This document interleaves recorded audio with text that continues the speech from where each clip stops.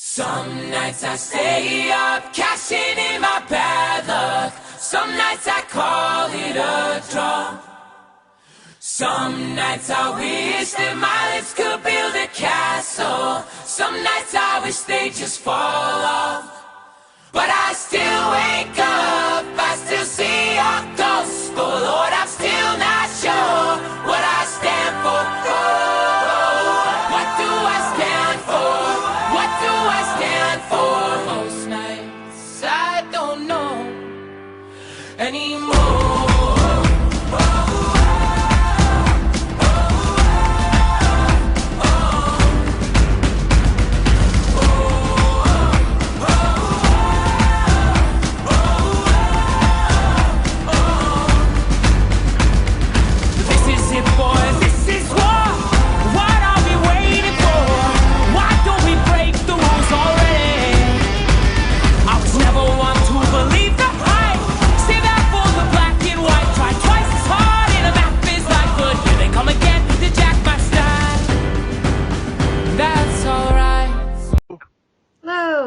Hey, how you doing? Okay. I'm good. You? I am doing fine. I think I just cut Lee off here. Hold on. Uh-oh. I am never, ever going to complain again about how long it takes to edit an episode of Dark Whispers. I have been going through. I had no idea. Now, whenever you talk, when I'm editing, whenever I get to where you're talking, I can relax. I can like have a cup of tea or something. But whenever it comes to when I'm talking, I'm like, yeah. And I'm sitting there thinking, oh, I always hate those guys on TV that do that. I watch them and my mindset says to me, and I don't even realize that I do it myself. When I criticize others that do it on TV, I think, God, what are they just? Are they just being? Are they not smart? Or are they? Are they slow? Indecisive? Or they're being lazy? Or and then it makes you incredibly self-conscious when you edit yourself. I mean, I'm really conscious of the fact that I sound like I'm always out of breath. I sound like while I'm talking to you right now, I'm actually running. So that's the reason why you hear that. I'm always giving like a constant Heather Donahue thing going on. That's my main pet peeve. Other than the fact that sometimes I don't always have a censor. If you hear me go quiet in a conversation, it's because I've thought of something really bad to say, but I've told myself no. That is the only times you'll hear me go quiet in a conversation when I'm just thinking, no, it's not appropriate. They're having a serious conversation right now. You don't have to bring it back down to talking about a penis or something, Just let it go. If I've got an innuendo, that's usually when I like mentally wrestle myself down to the ground and beat the shit out of my own brain, which isn't always a good thing. CJ. Hello, I'm here. You should. All right. Well, I can see Sarah looking lovely this afternoon. Well, for you. Lee, though. I can't see you, Lee. Can you? Can you see at least a picture of half of him? You can see, no, I see a question mark. Oh, a question mark. Oh, okay. Well, I mean, that's kind of what I see all the time, too. It's question mark. Yeah, I'm the Riddler. But Lee is still the Riddler. The Riddler? Yeah. Oh, really? You don't have a... the picture I've got of Lee is there's a floral background, and I see him from the nose up. You don't see that, Sarah? No, I see a question mark, but I'll imagine the floral background. Okay. Lee, what I think it is that she's not one of your contacts officially yet. Well, I don't know. I can see Sarah. Oh, you can? Oh, okay. Actually, that sounds really creepy the way I said that. I should rephrase it. I can see the image of Sarah's contact name. There you go. Okay. Event saying, I can see you. Holy hell. A previous podcast, and I've discovered that I say but and about 400 times a minute, so there will be Are you speaking in short bursts to avoid that, or so you can cut it? Just to make him sound slower. So he's going to be speaking like this because he's William Shatner. But well, the whole thing about it, now that I'm editing last week's episode, when I take out the ums and the buts, it brings it all together, and it actually sounds like I'm coherent, you know. And it's just like, yeah, it's really weird.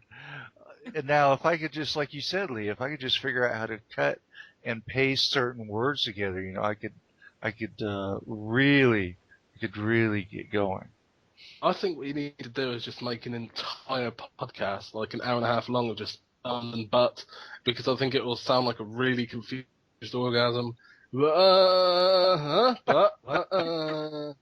sounds really weird. I reckon it'd be good. That's entertainment. What is that? What is that movie, Sarah, with Billy Crystal and Meg Ryan, where they were? It was Jack and Sally, isn't it? Is it Jack and Sally? Yeah, How I Met. Is it How I Met Jack and Sally? How Harry Met Sally. That one? Yeah, Harry Met Sally. Harry Met Sally. Right. Now, if we had just ums and buts and uhs, we could, you know, have that scene of her and loop it over and over again in that right. Diner with that woman that says, "I'll have what she's having." But yeah, Sarah the other day, Sarah and I, Lee, were talking about we were kind of talking about strong-willed women, strong women like her and Queen Latifah. Lee, can you think of any actress that, or any celebrity, female celebrity, that comes across as being like really strong and you know, hell yeah, hear me roar? Let's see. Well, not so much I Am Woman Hear Me Roar, but just no nonsense. You got Maggie Smith. She's incredible. She played Professor McGonagall in what do you call it, Harry Potter. Yes.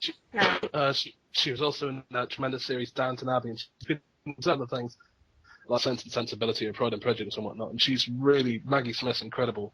Obviously, Helen Mirren, or Dame Helen Mirren, she's pretty phenomenal as well. She is. She was in I think the only recent role I can think of her in was Red, but I'm pretty sure she was in for longer than that. Meryl Streep, you don't want to mess with her, holy hell. Yes. She has a mean streak, and she likes Prada. Well, at least she did right back in 2005. Who else? Judi Dench, obviously. M in the recent Skyfall film, James Bond. She's pretty hardcore. But, I mean, in regards to, like, I'm a Woman, Hear Me Roar, no nonsense, you know. Take that, friend, that kind of jazz, I suppose you could say. Well, I would say Rihanna, but she's almost as crazy as Britney Spears when she had that breakdown a few years ago. Exactly. You know, she's not all there anymore, unfortunately. Madonna, she's pretty driven. I mean, wow, she just does not go down. She keeps coming back with something more shocking. I'd say she's pretty hardcore. Audrey Hepburn, yes. Yeah. She always played a strong one, even in African Queen, one of my favorite movies. Yeah. There's Sinead O'Connor. Mm-hmm. I mean, how many people do you know that rips a picture of the Pope up, you know, in front of a national audience? I don't know. Janet Jackson got her boobs out. That was not a malfunction, I'm afraid it was. Was that Justin Timberlake with her that time? Yeah, Justin Timberlake was with her, yeah. Okay. During the Super Bowl, that break. Apparently that was like the moment where TiVo and YouTube were made successful. Exactly, yeah. Exactly. I keep trying to get video clips of Britney Spears getting out of a car without underwear, but every time I try, I'm always getting viruses and stuff on my computer, and if it's not that, then I'm getting rickrolled, you know. Well, it's funny because if you were there at the time,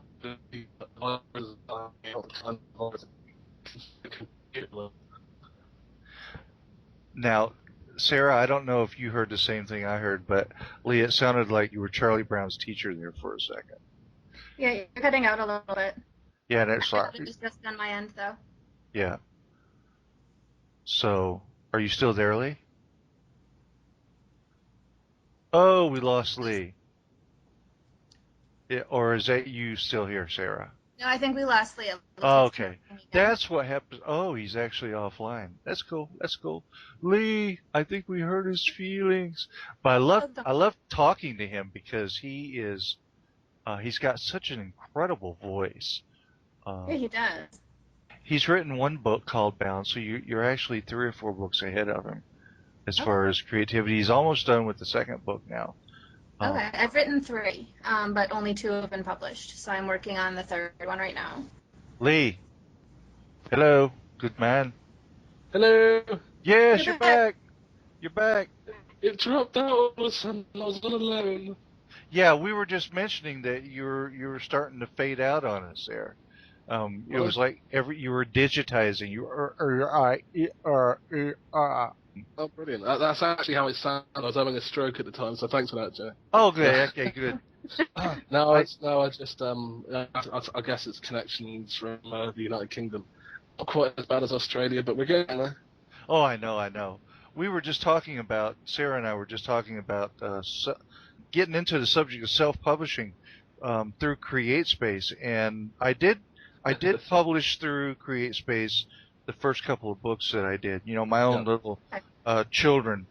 And now that I've had some experience with that and with indie publishing, I don't know. The jury's still out. I mean, Sarah, do you have to do all your own marketing then, right? Yes, I do all my marketing, and that's the hardest part for me. That I hate marketing. I'm getting better at it, but I hate it. And that's the only reason that I've even sort of toyed with the idea of maybe putting my books to a publishing house to consider. And honestly, I considered it to the point, I think when we were first met, we were talking about that. Right. And I asked you about publishing and through. I'm still firm in wanting an indie publisher. I still believe that we can do this. People are good writers. I don't think we need the publishing houses. I don't like the idea of middlemen. I don't like the idea of insurance for the very same reason. Right. And I think there are a lot of methods. CreateSpace offers it. A lot of other places do too. That if you need help with editing, you can get an editor. If you need help with cover design, you can hire a cover designer. I think authors can choose what they need help with and what they don't. I don't think we need the middleman. So.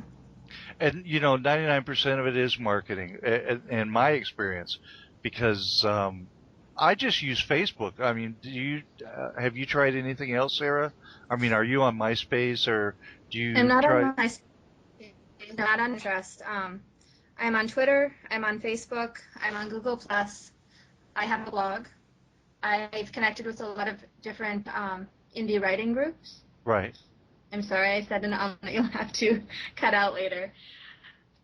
There are a lot of different indie writing groups. Wait, what do I have to cut out later? I said and now I've said it a 3rd time. Well, that's all right. I'm giving up on it. It's all right, we like your it's Jay's. Yeah, your are great. If you just say an every once in a while, it's fine. Okay. But if we're having an fight. I think the biggest help for me has been the KDP Select Frees have helped, but I'm kind of toying with the idea now.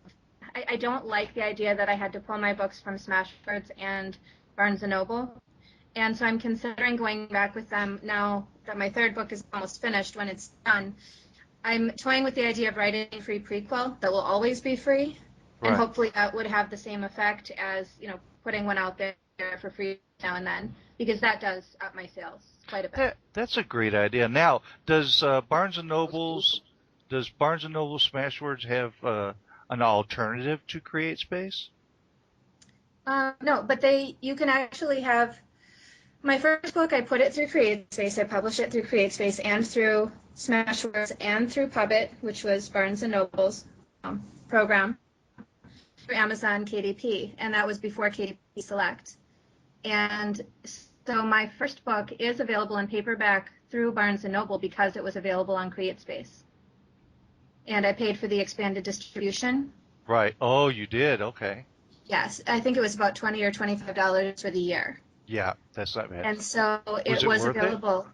Well, it's still available on Barnes & Noble. I don't know that it's worth it. The most sales, I didn't put my second book through expanded marketing through it with CreateSpace, because what I found is the most books that I sell in paperback and hardcover, or the paperback version, are the ones that I purchase myself and sell to people at book signings or friends and family, or people, to say, oh, you're a writer, and I'll say, oh, I've got a copy in the car, which is like when.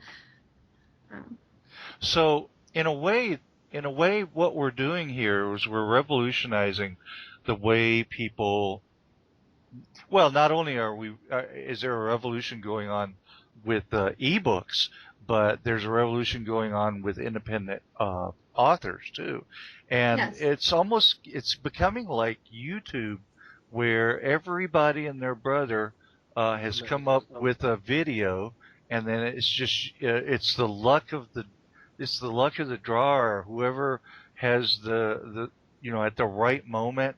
Then it goes viral, and then it lasts for a while, and it goes out. Sort of like lighting one match at a time. Yeah. And the secret is if we as writers want to be,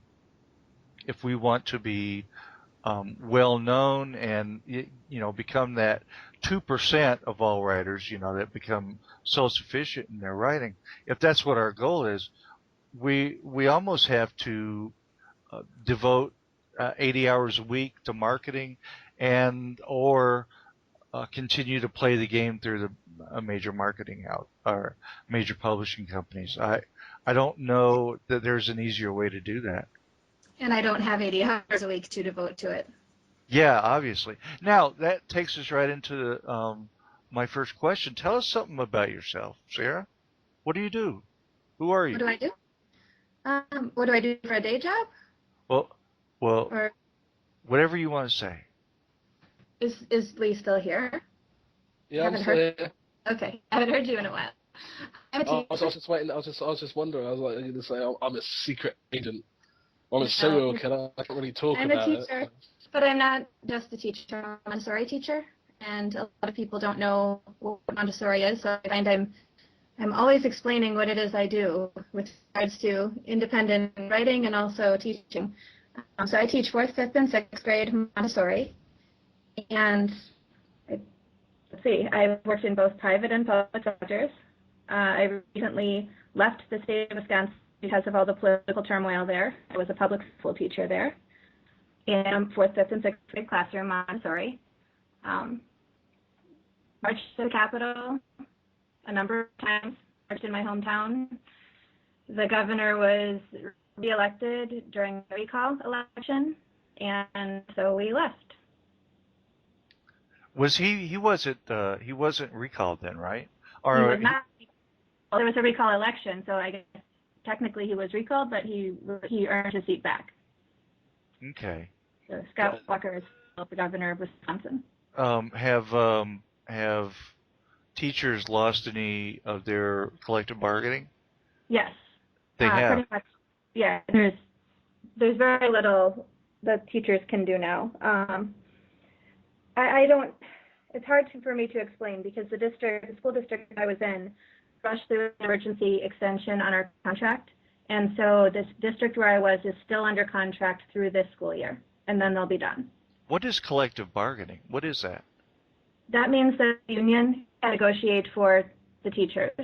We don't strike. The union would handle things. Right.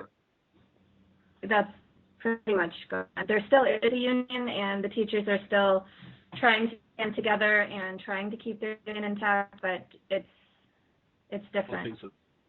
A lot of our rights have been gone. A lot of hands have been tied. Right. Yeah. Now, are these considered austerity measures by the state of Wisconsin to try to salvage their budget? Is this what the reason behind this is? There are many different reasons given. Because who wants to say no to an education? Are there people in the political system in Wisconsin that are saying, oh, teachers are making too much? Because I don't think that would be a feasible argument anywhere. They do use that argument. That is the argument they give to the population, to the people. a lot of Yeah, but how can people I know aren't in education or in government spout that because they hear it, but I don't think that's what government's thinking. Yeah, but if the teaching and the government's like similar to what it is in the United Kingdom, then it's not the teacher's fault. It's not really the student's fault. It's the curriculum the teachers are being given to teach. You know, how can you be? It's just not fair to be able to say the teacher's fault and say you're put in a situation where I don't want to say vulnerable, but it sounds more like you're trying to take advantage or taking liberties away from you as a teacher, in which case they're kind of using you as a scapegoat. Well, the argument that they're using... Teachers, though. It's not just teachers. Walker took public bargaining rights away from all public employees except for the police. Exactly. And the argument that was used, probably still is being used, is that if you compare private union jobs to the government or the state-run or the public job union jobs, there's such a disparity of pay between the two that it's sort of like if you belong to a private union, you get $3 an hour. If you work for the state, you get $8 an hour. And I'm sure you've heard that on the right. They're using the government is really calling into question money, is what they're saying. That teachers are making too much. That's ridiculous. We're not. But they're saying that teachers are making too much, and so you actually also have to, or the teachers in Wisconsin, you actually have to buy school supplies too. I mean, you have to have things out of your pockets. A lot of times, that was the biggest difference. When I went home, I guess I tell things better as anecdotes. So I'm a storyteller, what can I say? When I went home, there was a teacher down the hall from me, and I need to give a little bit of reference, a point of reference here. The last school I taught at in Wisconsin, I was there for 7 years. I was there from the day they opened their doors as the public Montessori charter school. So there was a charter school in town that went down through 5th grade because middle school in that town started in 6th grade. And the principal of the private school found she was having a lot of families consider it and not choose Montessori because they couldn't afford it. Right. So the principal and a group of parents approached the school district and tried to put together a charter to make it a charter school. So this was a charter school that was created by the public district and this private school that was trying to become public. So in doing that, the elementary portion of the program was removed from the private sector. So that principal, the private school principal, kept her preschool program, which went from infant toddler program up through kindergarten. She kept the kindergartners too. Right. And in our school, then we had grades 1 through 5, and so that was removed from her supervision, and it was put into the public district. And so when I was hired, I had been teaching in Chicago for 3 years at a private Montessori school. And I went back to my hometown because I heard that there was an opening and they were making this Montessori school public.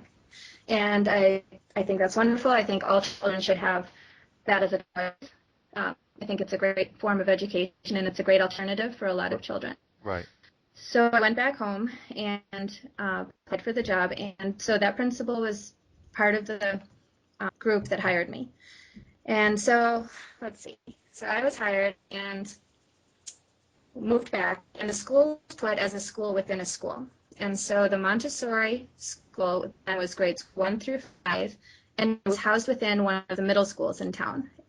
And from the beginning, it felt like, I don't know, I just think there was a lot of misunderstanding in the school district as to what we were, because a lot of decisions they made, it felt like we had a really hard time keeping it together and keeping the school going. For example, a second year that we were there, we had 3 classrooms, and they put us in different hallways. So our school wasn't even all together. We were separated by hallways, and there were middle school kids passing and loud in the halls every 40 minutes. It was crazy. But we kept it together, and halfway through the first year, we finally got hot lunch for our students, which they didn't offer to us right away because we were a charter school, so they said they didn't have to give us that. Right. But then eventually they did. And so halfway through the first year, we got hot lunch. Partway through the third year, I believe, we finally got counseling services for our students. So there were a lot of things, just that in being a charter school, a lot of people didn't quite know what to do with that, I don't think. Right. So they said, okay, well, it's a public school, but it's different. And so what do we have to offer you? So you actually had to appeal to the state to get all these things that you're talking about, hot lunches and counseling services. You actually had to. No, not to the state, to the people within our school district. Oh, okay, all right, I see. The higher ups in our district. You had to actually write justifications and right. Yeah. And it was actually the year that because there are guidance counselors in a middle school, they kept saying, well, if you have a child who needs something, it'll be on a need-by-need basis. But that third year, about a third of my students had somebody close to them die, which is unheard of at ages 9, 10, 11 to have that high of a percentage of students losing somebody close to them. Are you saying a third? A third of my class. Yeah. So this is Chicago, right? No, this was not. This was in Wisconsin. Oh, in Wisconsin. Okay, yeah. Yeah. I was going to say Chicago I can understand, but. No. And so I felt like I was down in the counseling week with our counseling office every week with the student, introducing them to the counselor and letting them know there was somebody they could talk to if they needed to. And so that was the year they finally said, okay, we're going to assign you a counselor so you have somebody and the students know who they are. Just need by need, we got the services that we should have had from the beginning. So it was a struggle. The first year, by the way, we didn't have any prep time at all. It wasn't even in our contract. There were 2 teachers, 35 students, and 1 assistant, and we were all housed grades 1 through 5 in one large classroom. And we were required to be there for lunch, for recess, to teach PE, music, everything. We had absolutely no prep work done. It was crazy. Wow. Yeah. Second year, they gave us a PE and music instructor from the middle school, so we had some prep time. And so just things have gotten better and better and things were looking pretty good, actually, when Governor Walker started changing things again. And it was going back to the way it was the first year that I was there. So we're in the 21st century, but it doesn't seem like it. No, it doesn't. And I don't remember the question that started all this. Tell us something about yourself. Okay. That's what it. That's what it. That was the first question. So, well, it was actually a few weeks before everything happened with the politics and the changing. Well, when everything started to become a mess in the at the state capitol, it was a few weeks before that I started writing my book. And so I found writing to be an outlet, actually. I needed somewhere to go after school before I could go home and face my family just to decompress. And I started going to a coffee shop and writing. So is that where you came up with the idea for the price of a bounty? Actually, I came up with it a few weeks before all that happened. And then I went to a union meeting shortly into the mess, and somebody spouted out a statistic about, this percentage of the population holds all the wealth, and it was a very small percentage, and the rest of the percentage holds, nothing. And I thought, wow, I'm living in my novel. But I had already started writing it, and I already knew what the world was like and everything. So would you say you already knew what your book was about before you even started writing it seriously, or were you just? I did. I knew the full story arc. I thought that I could tell it in a novella length, and so I searched around online for some different contests and places that I could submit a novella, and then it took more than that. It took more words than I expected, so it just kept growing. Oh yeah. That's brilliant. So it grew. That's fantastic. And it continues to grow because you said you're now on book 3. But I mean, the series itself, it's about a bounty hunter. It's talking about what's the name of the character? I think it was Kira. I was reading that earlier. So would you say, like, some people when they're writing a book, they base it on someone they know or they used to know? Would you say Kira's like a projection of yourself? Or? I don't know. I had a dream, and that's what started all this. I don't usually remember my dreams, and this was a dream that was very clear, and I woke up thinking, wow, I'd watch that as a movie. And you know how dreams generally fade as you wake up? Yeah. This one didn't. And about an hour later, as I was driving to school, I'm thinking, wow, I'd still watch that as a movie. So when I got to work, I sat down at the computer and just typed down everything I could remember from my dream. And it was the lie detector scene in the first book came from my dream. Kira's name actually came from my dream. I changed her name for a while, but I didn't like it, and I went back to it. Elaine Ramsey, the character of Elaine Ramsey and what she was doing to blackmail and backstab, like all the backstabbing that goes on in the book, that was in my dream. The thing that I did change was my dream was set at a Renaissance festival, and that didn't make any sense, so I changed it into a big city. Okay, brilliant. Is that the one that's called, is it Charok or something?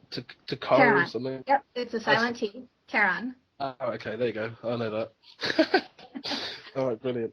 Now, see, you have to understand, because I'm Native American, if I see a T in front of a word, I just accept it. I don't say it's silent. I'm just like, yeah, that's the word. I'm supposed to read it like a Takara. That's fine. I was envisioning the setting being northeastern Canada. And when we visited Canada a few summers ago, and I saw that, I learned that T, it's a very similar spelling to how I spelled it in the book, if not identical, was how Toronto used to be spelled. Oh, fantastic. So. That's brilliant. I mean, I have to admit, I love the cover. Did you design that yourself, or did someone else do that for you? Obviously, as a self-published author, indie author. You faded in and out a little bit there, so I didn't hear the question. Sorry. No, I was admiring your cover for Price of a Bounty. I was asking, did you do that yourself, or did you have that done? No, that was the one thing I paid for. I did have friends edit my book. The first book, especially with people I knew, I asked them to read it over and tell me what they thought and to be hard on me. One of them actually is an editor by day, and so I kind of acquired the editing services for the first one. And then it grew from there, and I've since found a group of beta readers who are very diverse. Different people are very good at catching little mistakes, and other people are good at catching story errors. And so I send it up to a lot of people, and that's what my third book is right now. It's coming back. I have 4 people have sent it back with notes. That's up. But yeah, the cover art is one thing I probably could do. If I learned, if I get time to do that, and I don't have time to do that. So I hired somebody to make the first 2, and he's a professional cover designer. I paid quite a bit actually for the first 2 covers, and now that my situation has changed and we've moved and we've actually taken a financial hit to leave Wisconsin, I had to pay somebody else for the third cover, and she did an amazing job working with me. I told her, I sent her the first 2 covers, and I said I want it to be similar.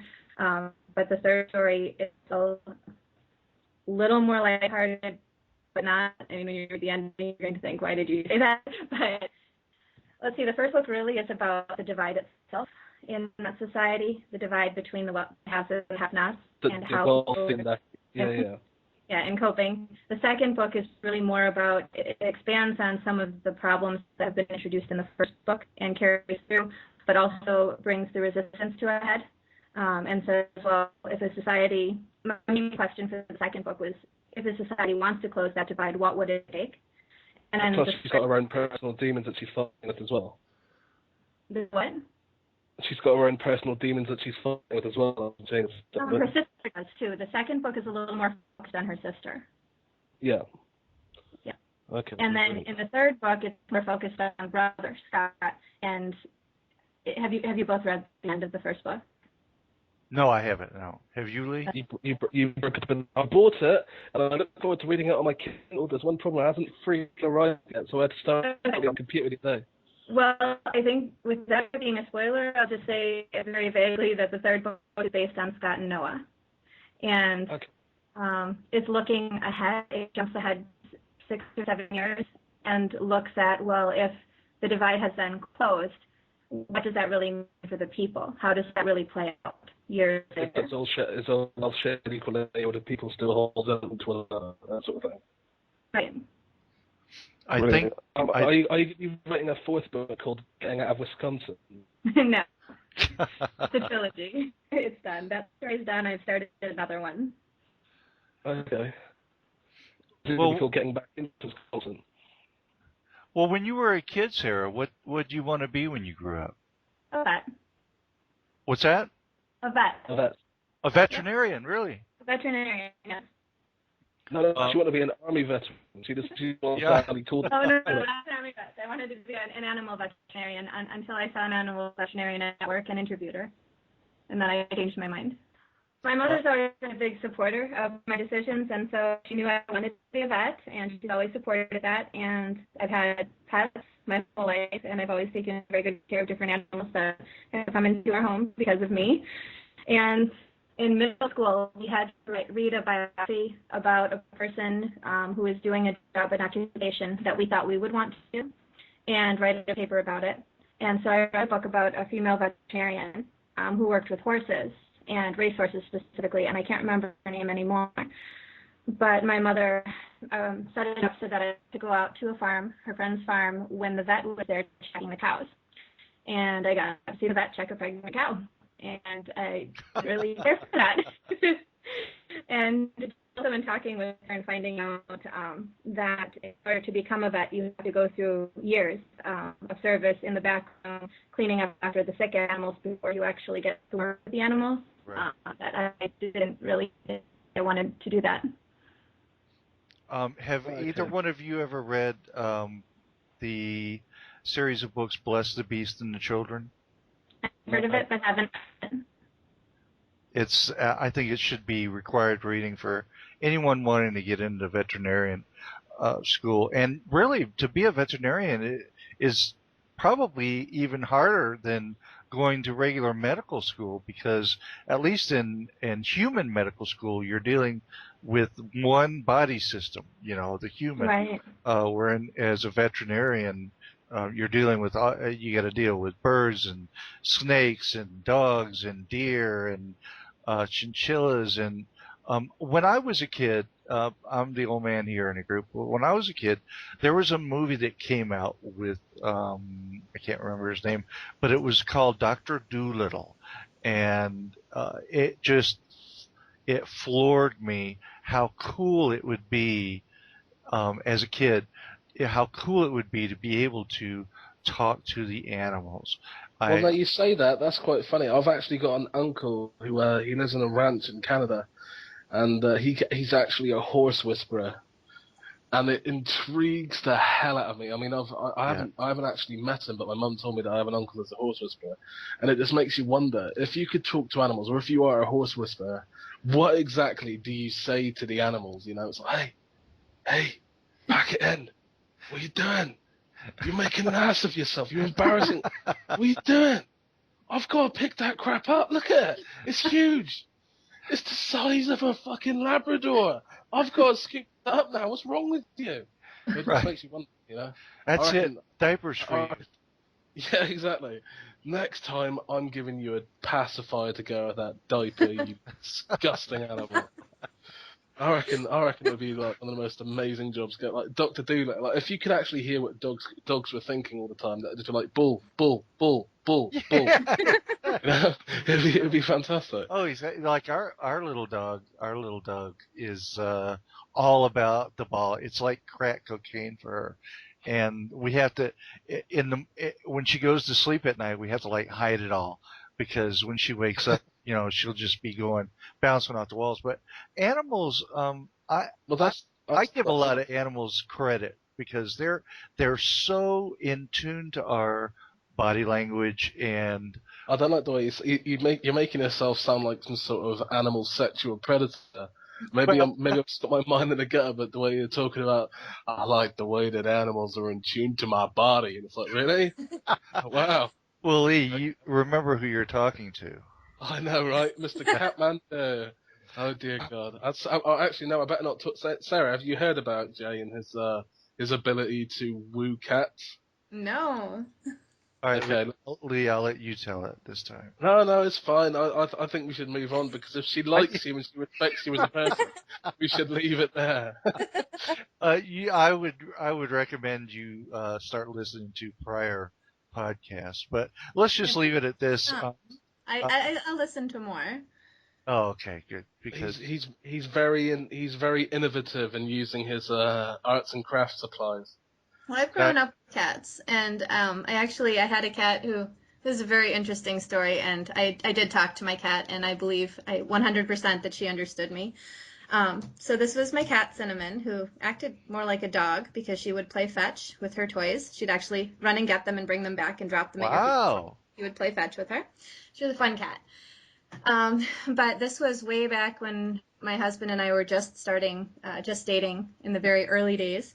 And he does not like cats. He's allergic to cats, actually. So he tries to avoid cats. And she would sit on the dining room table, which was allowed unless it had a tablecloth and was set, and then she wasn't allowed. And she pretty much understood that. I don't know how, but she understood that she could sit up there and look out the window at the bird feeder if there was Because nothing. you didn't get chased with a fork. Yes, exactly. But she was up on the table, and Jim and I walked through the room, and I think I had walked through the room first, and then he came through, and he said, "Sarah, I want to show you something." And he pulled me back in there, and the cat, he said, she was turned away from him, but he said, she was facing me, and he said, I tried to be nice to her. He said, even though I'm allergic, I tried to be nice. I tried to reach out and pet her, and she stood up and turned around, and that's how she's sitting now. And she was sitting facing away from him. And she kind of looked at me when she heard us come in, and I just talked to her plainly as if she were a person. And I said, "No, Cinnamon, I'm dating Jim, and I really like him, and I really like you too, and I wish you two would get along, and that you would like him too." And she literally turned around and pushed her head into his hand and started purring. I think our animals. There's actually a lady who wrote a series of books about creative visualization with your animals, with your pets, dogs or cats, where you put the image of, let's say you want the cat to leave the room. You actually imagine the cat leaving the room, and somehow the cat picks up on that and leaves the room. I don't know if you guys ever heard about that or not, but that was... that's just not being crazy. I mean, let's face it, if you're an animal and you see a human just zone out, just staring at a doorway for like 5 minutes, the cat's going to be like, you know what, there's something interesting in that doorway. I can feel it. Something's telling me to go into the kitchen. Whilst the human, like that human's sitting there drooling right now, looking at that friggin' door. I'm going out there because he's freaking me out. I'm leaving the room. What they should be trying to do is giving it like complex demands. It's like, I want him to get my shoes and tie the laces. I don't care if they have a video of that dog that does that? There's a video online of that little dog that like will do everything. I'll tell you, I use YouTube horribly. I mean, I will look through the most weird videos going. I can lose hours. Have you seen that dog? He puts something in the dryer and in the washing machine and closes it or something. Yeah, to be honest with you, as soon as I saw the dog go into the fridge and pull out a beer, I was like, there you go. That's it. Exactly. You don't need to learn anything else. That's all you need. YouTube is worse than Tetris, and that's a lot. But a friend of mine, an old army buddy, sent me this link to a YouTube video. It's called The Hand Thing, and it's actually insanity, videotaped insanity, where these people would, and it's real short clips, and these people had to be mentally ill to be able to come up with this, because I don't know if you've ever watched a video or ever watched or been in a situation where for just a split second you feel like the cheese is sliding off of your cracker in your head, and the world is not sitting right, and you almost have to back away from it and say, okay, this is not reality. That's what the hand thing was. And when I watched it, I was basically like, run, telling the rest of the family to run, because it was just insane. And Leah, if you're addicted to YouTube, you know what I mean. Absolutely. Although I'm intrigued of what this hand thing is exactly. It's called the hand thing. All you have to do is look it up. The hand thing. They use the characters in it. There's like 3 or 4 people. Shay, are you still doing that hand thing? I heard you're doing the hand thing today. God, what is that?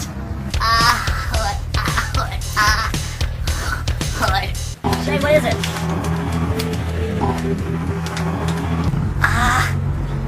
Hood.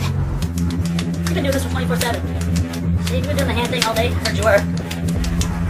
Jordan told me you had been doing it on a sleeping bag earlier.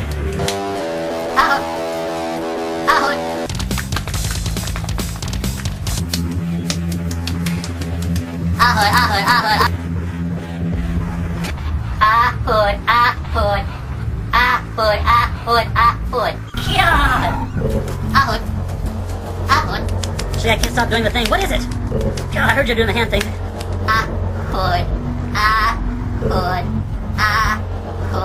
Shake. My hands are hurting, Shake.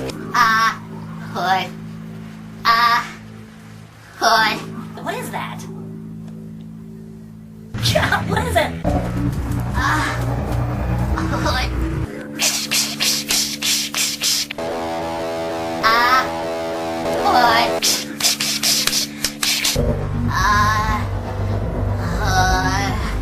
God, Shake, have you been doing this 24 hours in a row?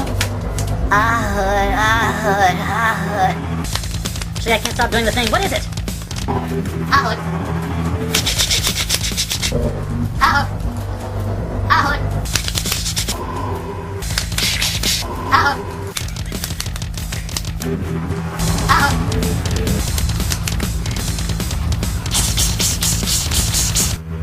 Shake?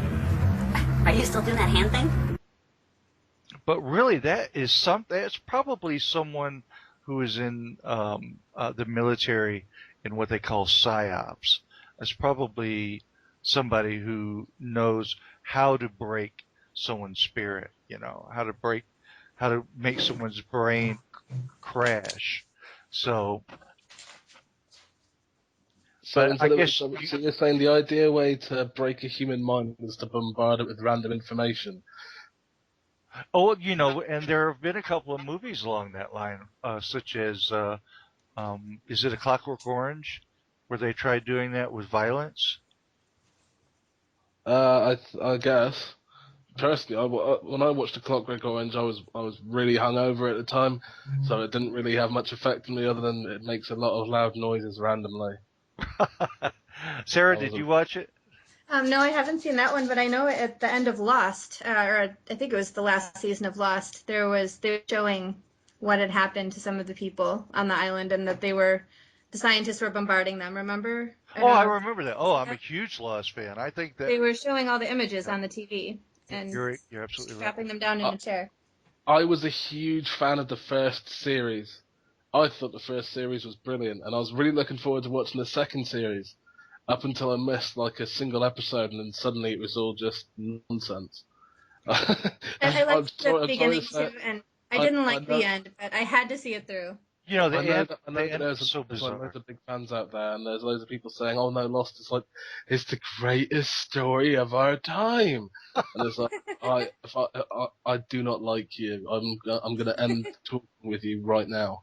Not that I'm saying what you're saying is wrong, because everyone's entitled to their own opinion, but you're fucking crazy. This is over. This conversation is done. That's the same way about Heroes. Heroes started out so interesting. Yes. And they ruined it.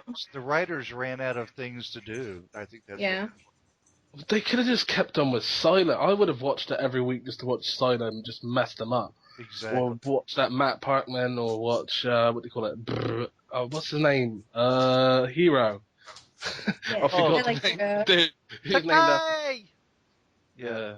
But then when they started dealing with the circus dude and the lady, so that guy is absolutely brilliant. If you watch him in Prison Break, he was absolutely fantastic. Right. He played something called not Tupac, or I think he was called Teabag in Prison Break. He was brilliant. The guy that played that was like the main bad guy in the circus. Right. But no, I mean, if you want to watch a good series with superpowers now, you have to turn onto the Sci-Fi Channel and watch a series called Alphas. It's tremendous. It's really good. I started watching that with my wife recently, and we've really been enjoying it. It's been the thing is, when Heroes started, it was so friggin' cool. I mean, the second series or the third series launch? It was like one of the biggest events of the decade. Yeah, it's massive. There was a big red carpet ordeal, countdowns, and then it just started to get all weird, and everyone was like, okay, well, what's going on now? And they're like, I actually have no idea. I mean, the writing staff they all decided they're just going to go on an acid trip and just be like, yeah, that'll do. That'll make sense. Don't worry about it. Yeah, You no, know, it's fine. and if you talk to script writers, they tell you that's the hardest thing in the world to do is to write episodes. You know, they're maybe 18 to 24 episodes a year, and it's so hard to do. And after a That being while, said, even some of the greatest writers, like the guys that wrote MASH, you know, with Alan Alda, that was, in my opinion, one of the greatest TV series of all times. Even at the end, they started getting a little weird, you know. yeah, but this being said, we can't. I think it's easy for us as writers to say, you know, their writing is terrible. They're freaking weirdos or whatever. But I think at the end of the day, that the writer will always get overruled by like the network executive or the director or whatever. Yeah, So we Yeah, need something I think writers fresh. would well, I think writers would get swapped out too. You don't always know who's writing one episode to another. I mean, they tell you, but they change. no, It's not the same person all the way credit. through. Exactly. So it's not going to be the same sort of mood carried on. But Right. it's a shame. I'm gonna let's as we're on the subject of media and writing, let's talk about books turned into movies and where they've done a good thing and a bad thing. I have recently watched the last Twilight movie. Now, I read the entire series, and first book, I was like, okay, it's not bad, it's pretty cool. Second book, I was like, yeah, I can see where this is heading. Third book, I was like, right, it's starting to pick up momentum. This is fascinating. And then with the fourth book and the ending of the fourth book, spoiler alert, it sucked. You wanted to cut your wrists, yeah. I've gone into like extensive detail about this before. How it felt like you go on a date, and like the first date it went fine. You're really looking forward to seeing him for the second date. The second date was absolutely brilliant. Third date, you're looking forward to getting him back home, but something happens and you have to rearrange. So you have the fourth date, and you get back to your place. Everything's going splendidly, and you're getting ready to get down and get dirty. When suddenly it turns out they have no genitalia at all, either on the outside or inside. And you were just like, right, That's well, right. okay. Well, it was lovely meeting you anyway. You know, thanks for the coffee, but you know, Exactly. you And take care. It was just one big disappointment. And I watched the movie and I was like, right. I heard all these people that have seen it before and they're like, oh my god, I didn't see that twist coming. And I'm like, have you read the books? And they're like, yeah. And I'm like, but you didn't see the twist coming? And they're like, no, it completely threw me for a loop. And I was like, you didn't really pay attention reading the book, did you? And they're like, well, and I was like, well, let me explain. I mean, I don't know if any of you guys seen the movie yet, or the read the book? the last movie, my wife said that if you just fast forward to the last 15 minutes, that's worth the whole movie right there. Okay. What about you, Sarah? Have you watched the latest one? Nope, I have not read the books and I have not watched the movies at all. Okay. Well, I won't spoil it for you, I guess. It's okay. I'm not going to. I'm not. I have Okay. no interest in reading or watching those. The whole sparkly vampire thing. I mean, Yeah, that's about it. You say sparkly vampires and I'm done. yeah. See, now I'm a child of Anne Rice. I mean, I loved Anne Rice's vampires. And, Hang on a second. You can't compare them. Do you want to know why?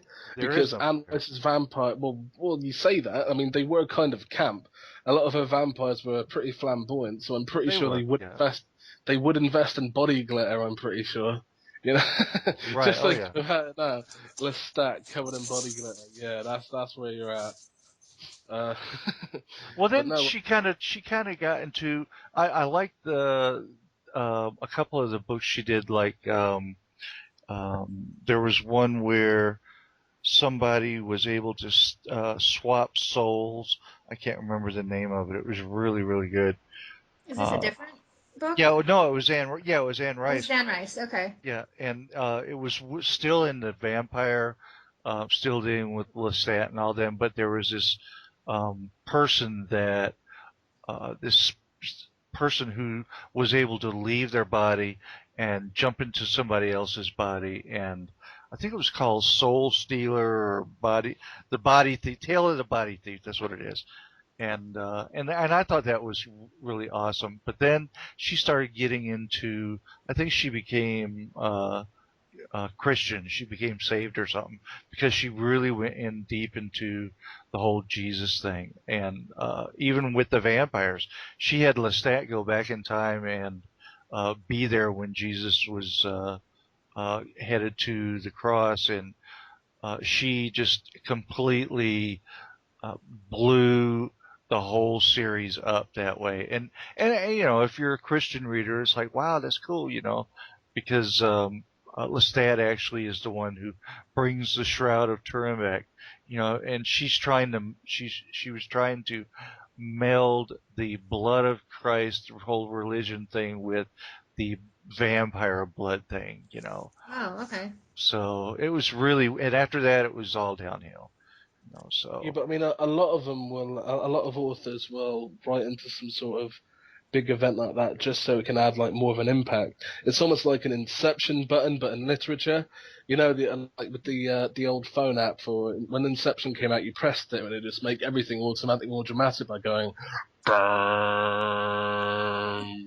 Yeah, it's like a really monotonous tone. But that's pretty much what it was, where people would like latch onto an idea like that. I mean, there's been several different points where people have referred to Jesus or like the spear that pierced his side. It's been used in literature quite a lot as well, like as a focal point of power, as well as the coins that were paid to his 30 previous pieces of silver, right? Exactly, that's quite commonly used as well. Even the hangman's rope that was used, or the nails from the crucifixion, or the wood itself that he was nailed upon.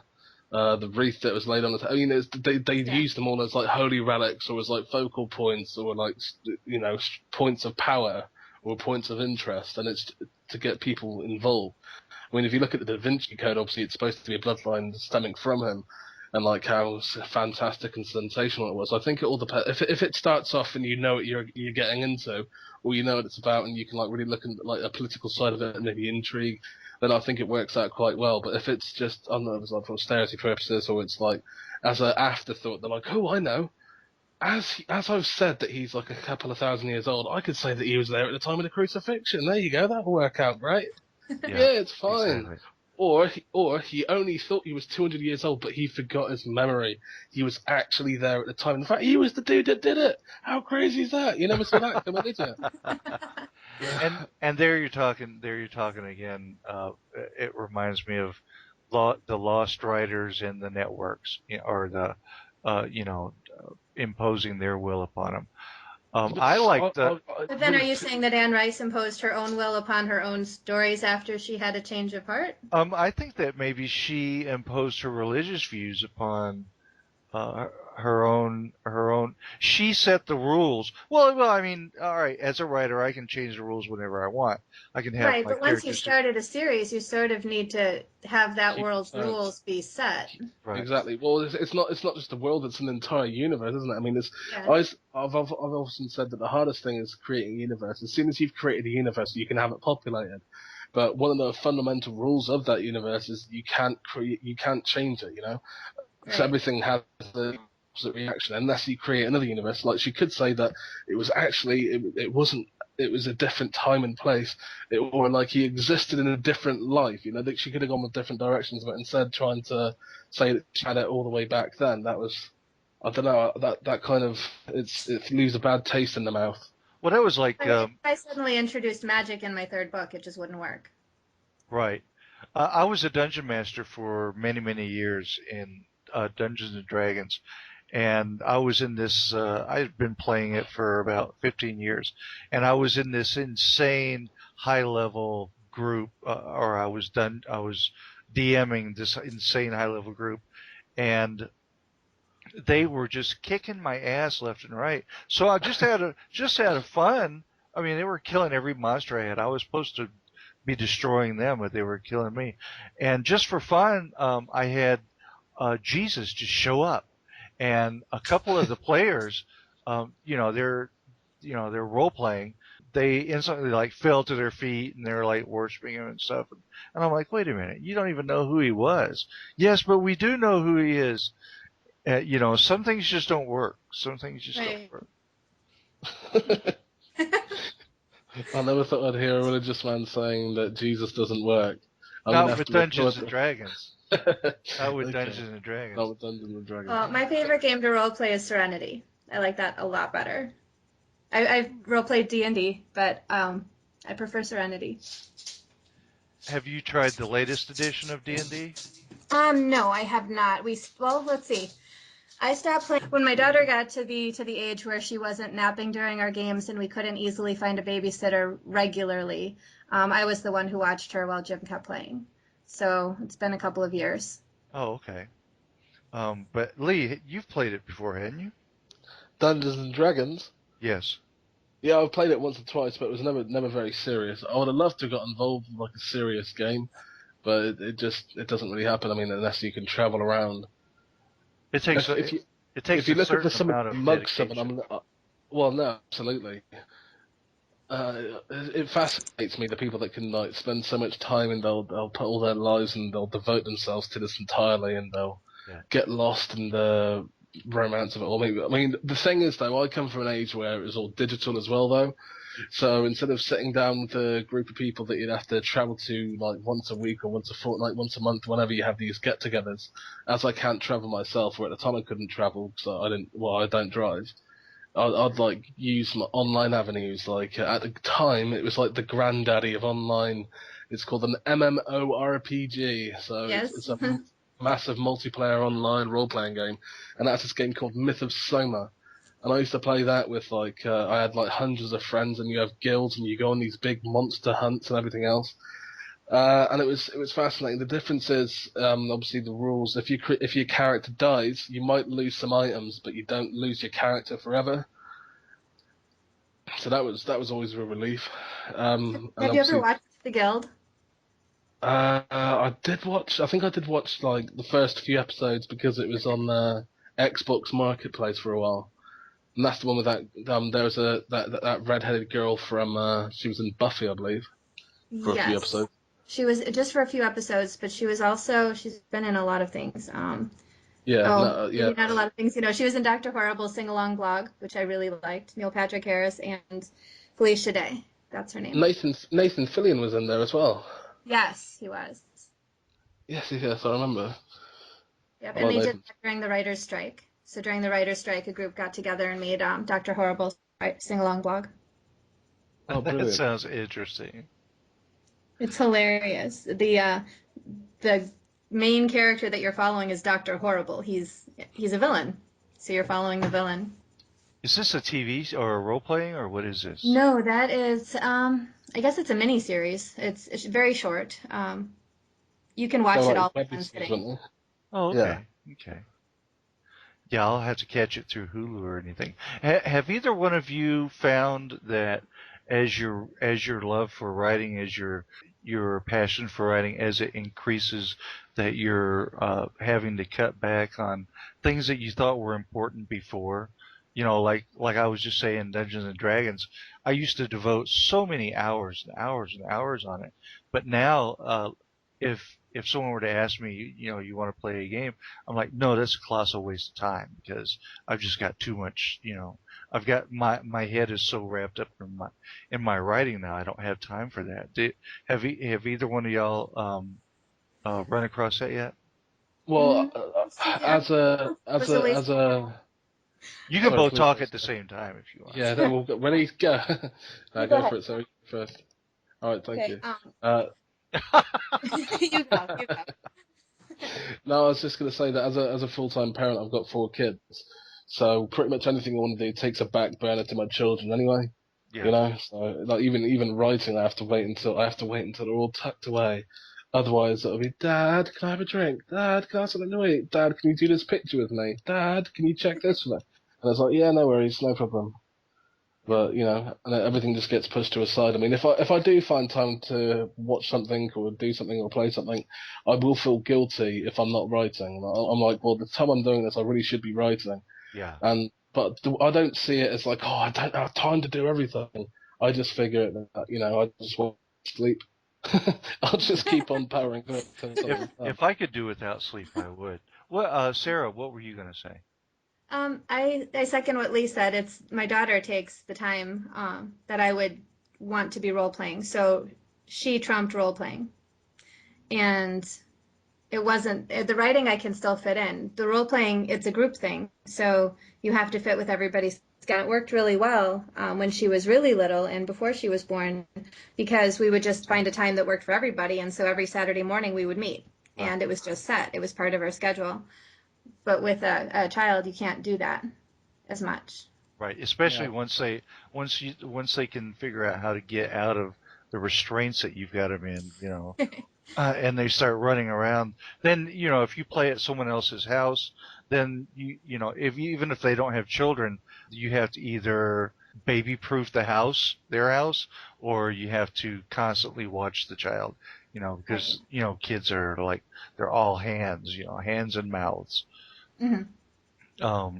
But yeah, being a parent is the most important thing. And really, there's a lot of writers who don't really come into their own until after their kids are grown and gone, Yeah. What are you trying to say? I thought you liked my writing. I do. I think even younger writers, I think we need a certain amount of life experience to be able to tell a story authentically. Right. So to where it's believable. Yeah. Right. Exactly. Well, Sarah, what's the most embarrassing thing that's ever happened to you? I'm wondering if it has anything to do with the child. That you can talk about. Right. that you're happy to talk about and people to talk to you about. Yeah, okay. The most embarrassing thing, the very first thing that jumped to mind when you said that was I got caught in, well, it was going to be fun. It was going to be exciting and adventure, and I was going to go down the clothes chute. And my friend was there, and it was from the first floor into the basement, and it was a straight shot down, and we could see, I knew it wasn't that far. I knew I wouldn't get hurt. And so I went down it, and then I peeked out, but because the basement was all dark, I freaked out, and I felt confined in this tight little space, and wanted to come back out the way I had come rather than going down the rest of the way. And it was harder coming out. And so my friend ran and got my dad, and he had to break some boards to be able to angle me out the right way, and I had these big bruises on my legs from him trying to get me out. Wow. Because it's harder to get out that way than to go. This was just a couple years ago, too, right? Oh, no, I was about That would be... What you should have done was just poured down some cooking oil and just made you slide. That would have been a lot easier. Go on, that's all right. I wasn't stuck. I could have very easily gone down and out, but I was panicking so much, and I wanted to come back up the way I'd gone down, so... Well, to be honest with you, it's very fortunate no one tried to drop anything down from the floor above or something. That could be quite funny. Right. Oh, that's right. You're right. Especially if it was Jack Nicholson and a little dog. My I was cat going to say, did go down, it's from Richard the second floor once. My cat did go down from the second floor. I didn't put her down, I swear. She jumped in on her own, and I freaked out and ran down to the basement, and she was fine. Yeah, the cats. As soon as she gets on you, they're like, uh-oh. I thought it was just I thought it was a box. The cat probably heard a mouse down there that he was trying to get. It was like a Tom and Jerry situation where Jerry was taunting Tom, but Tom's like, right, that's it. I'm going to ninja myself down there, and you're never going to see it coming. And the mouse was like, cats, though. Oh, as a kid, we always had cats. We never had dogs. My mom wasn't really a pet person at all until she met my dad, and she was willing to try cats. And so we did have cats when I was growing up, and then, like I said, I had all these pets. I had hermit crabs and hamsters and everything. But cats... It's a good thing you added the hermit first. Right. It could have been an awkward conversation. It's like, yeah, when I was a kid, I had crabs and okay. I went to the doctor once. I thought I had a case of crabs. He told me I only had 4. But my mom was just asking me at Thanksgiving about if I remembered the cat that we had that would take our game pieces and dice and things like that. And we had a cat that literally would, if we got a board game out, she was there and she was watching it and she was ready to dive in and take that piece as soon as you weren't looking, and then she'd run off with it and we'd have to chase her. So she'd always knock it down the drain in the basement. We've got a cat at the moment called Applejack, and my wife we were all assembling the tree, and my wife was really excited because she was like, oh, it's going to be so funny when he sees the tree with all the baubles.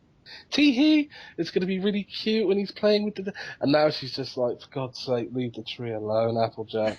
And he's just lying in the middle of it, knocking everything out, pulling the tree down. He thinks it's absolutely brilliant. I mean, we've got to make sure that the fairy lights on it don't sparkle for too long, otherwise they'll catch his attention and he'll go for it. And you can't use tinsel. You can't use tinsel with cats, or you end up with sparkly poo. We've actually got like decoy tinsel like hanging from random places which we know he can't reach, just to keep him occupied, or in the hopes that people. I mean, I was never much of a cat person. I mean, originally, as a kid, one of my neighbours, he had like friggin' 15 cats, and whenever I used to go over his house to play games or whatever, I'd get attacked by one of them. Like this one time, I'd be sat down watching a film, and this cat was like, it was doing the whole swagger thing where it was like, yeah, that's right, this is my house, as he's like swaying from side to side, walking on the back of the sofa, and it falls off and catches a hold of my face, trying to like keep a grip, and from that onwards, I was like, yeah, I don't like cats. And I had a boyfriend in high school who did not like cats, and I couldn't understand why. And he always just told me, he's like, well, they're a nuisance, and he lived on a farm. And I'm like, well, why are they a nuisance? They catch the mice, and they live outside, so what's the problem? And he would complain about his car, and I didn't really understand until he took me to lunch one day, and we went out to his car. And there were cat footprints all over the entire car. Oh, that's cool. Yeah, I would pay to have that. Yeah. Anyway, y'all are getting me excited again. Let's stop talking. Yeah, I know. Well, I think one of the annoying thing about cats is that you just said, Dan, it's like, well, they catch the mice. And it's like, well, no. If the cat likes you, they don't catch the mice. They're like, hey, what? I brought you a present. Oh yeah, what is it? It's in the living room. You're gonna love it. And you walk into the living room, there's like a trail of blood and feathers, and they're like, well, I was gonna kill it, but I thought I'd let you do it, and then you can cook it for me. One of the schools I worked at in Chicago, because Montessori classrooms, one of the things that they often have are pets in the classroom to teach the children caretaking responsibilities and compassion. And they had this big rabbit in one of the classrooms that they were actually looking for another home for that one, because they also had a huge iguana in that classroom, and they didn't want to keep both. So I brought the rabbit back to Wisconsin. That was when I lived in Chicago. So I brought the rabbit back to Wisconsin to a family who lived on a farm who was willing to take it. And they told us that shortly after they got that rabbit, and it was the third rabbit they had acquired as a pet rabbit, that their dog started catching baby bunnies out from the field and not harming them, but bringing them into the family. Like, you're collecting rabbits. Here's another one. Oh, that's so cool. And, anytime you get two rabbits together, you got 40, Yeah. So it doesn't matter what their sex is. I was gonna say, even if they're the same sex. Right. That's the way rabbits are. They're like trebles. They have to rub up against each other. Tribbles, yes, the trouble with tribbles. Yes. Or that MasterCard commercial where the bunnies just keep growing and growing. God, I haven't seen that one in a long time. Yeah, it's been a few years. I don't think they have MasterCard in Great Britain. I'm not sure. No, I think there is MasterCard. It's just the advert's not as big. I mean, there used to be like this. I think it was a Rowan Atkinson advert when he's like, "Yes, I have a MasterCard." You know, Rowan Atkinson as Mr. Bean. Yes. Yes. Yeah, he used to be like really posh or something in them. But no, I can't really remember much. I would This was a commercial where there was a little girl and her dad in the store, and there was. It's usually shown around Easter time, and there's a bunny on the counter, and then she looks and there's a couple of bunnies, and just in the time that they're in the store, the bunnies are multiplying. Well, that's because they're trying to get verification of his name, and they're having a big hassle over the counter. Yeah. Before you know it, the room is completely full of rabbits. Yeah. But oh yeah, I would have Mr. Bean play me in my own movie. That would be so cool. Maybe as like his usual non-verbal self, or would he be talking as well? No. His non-verbal self. Well, his non-verbal self, he does make noises, but. He's just like,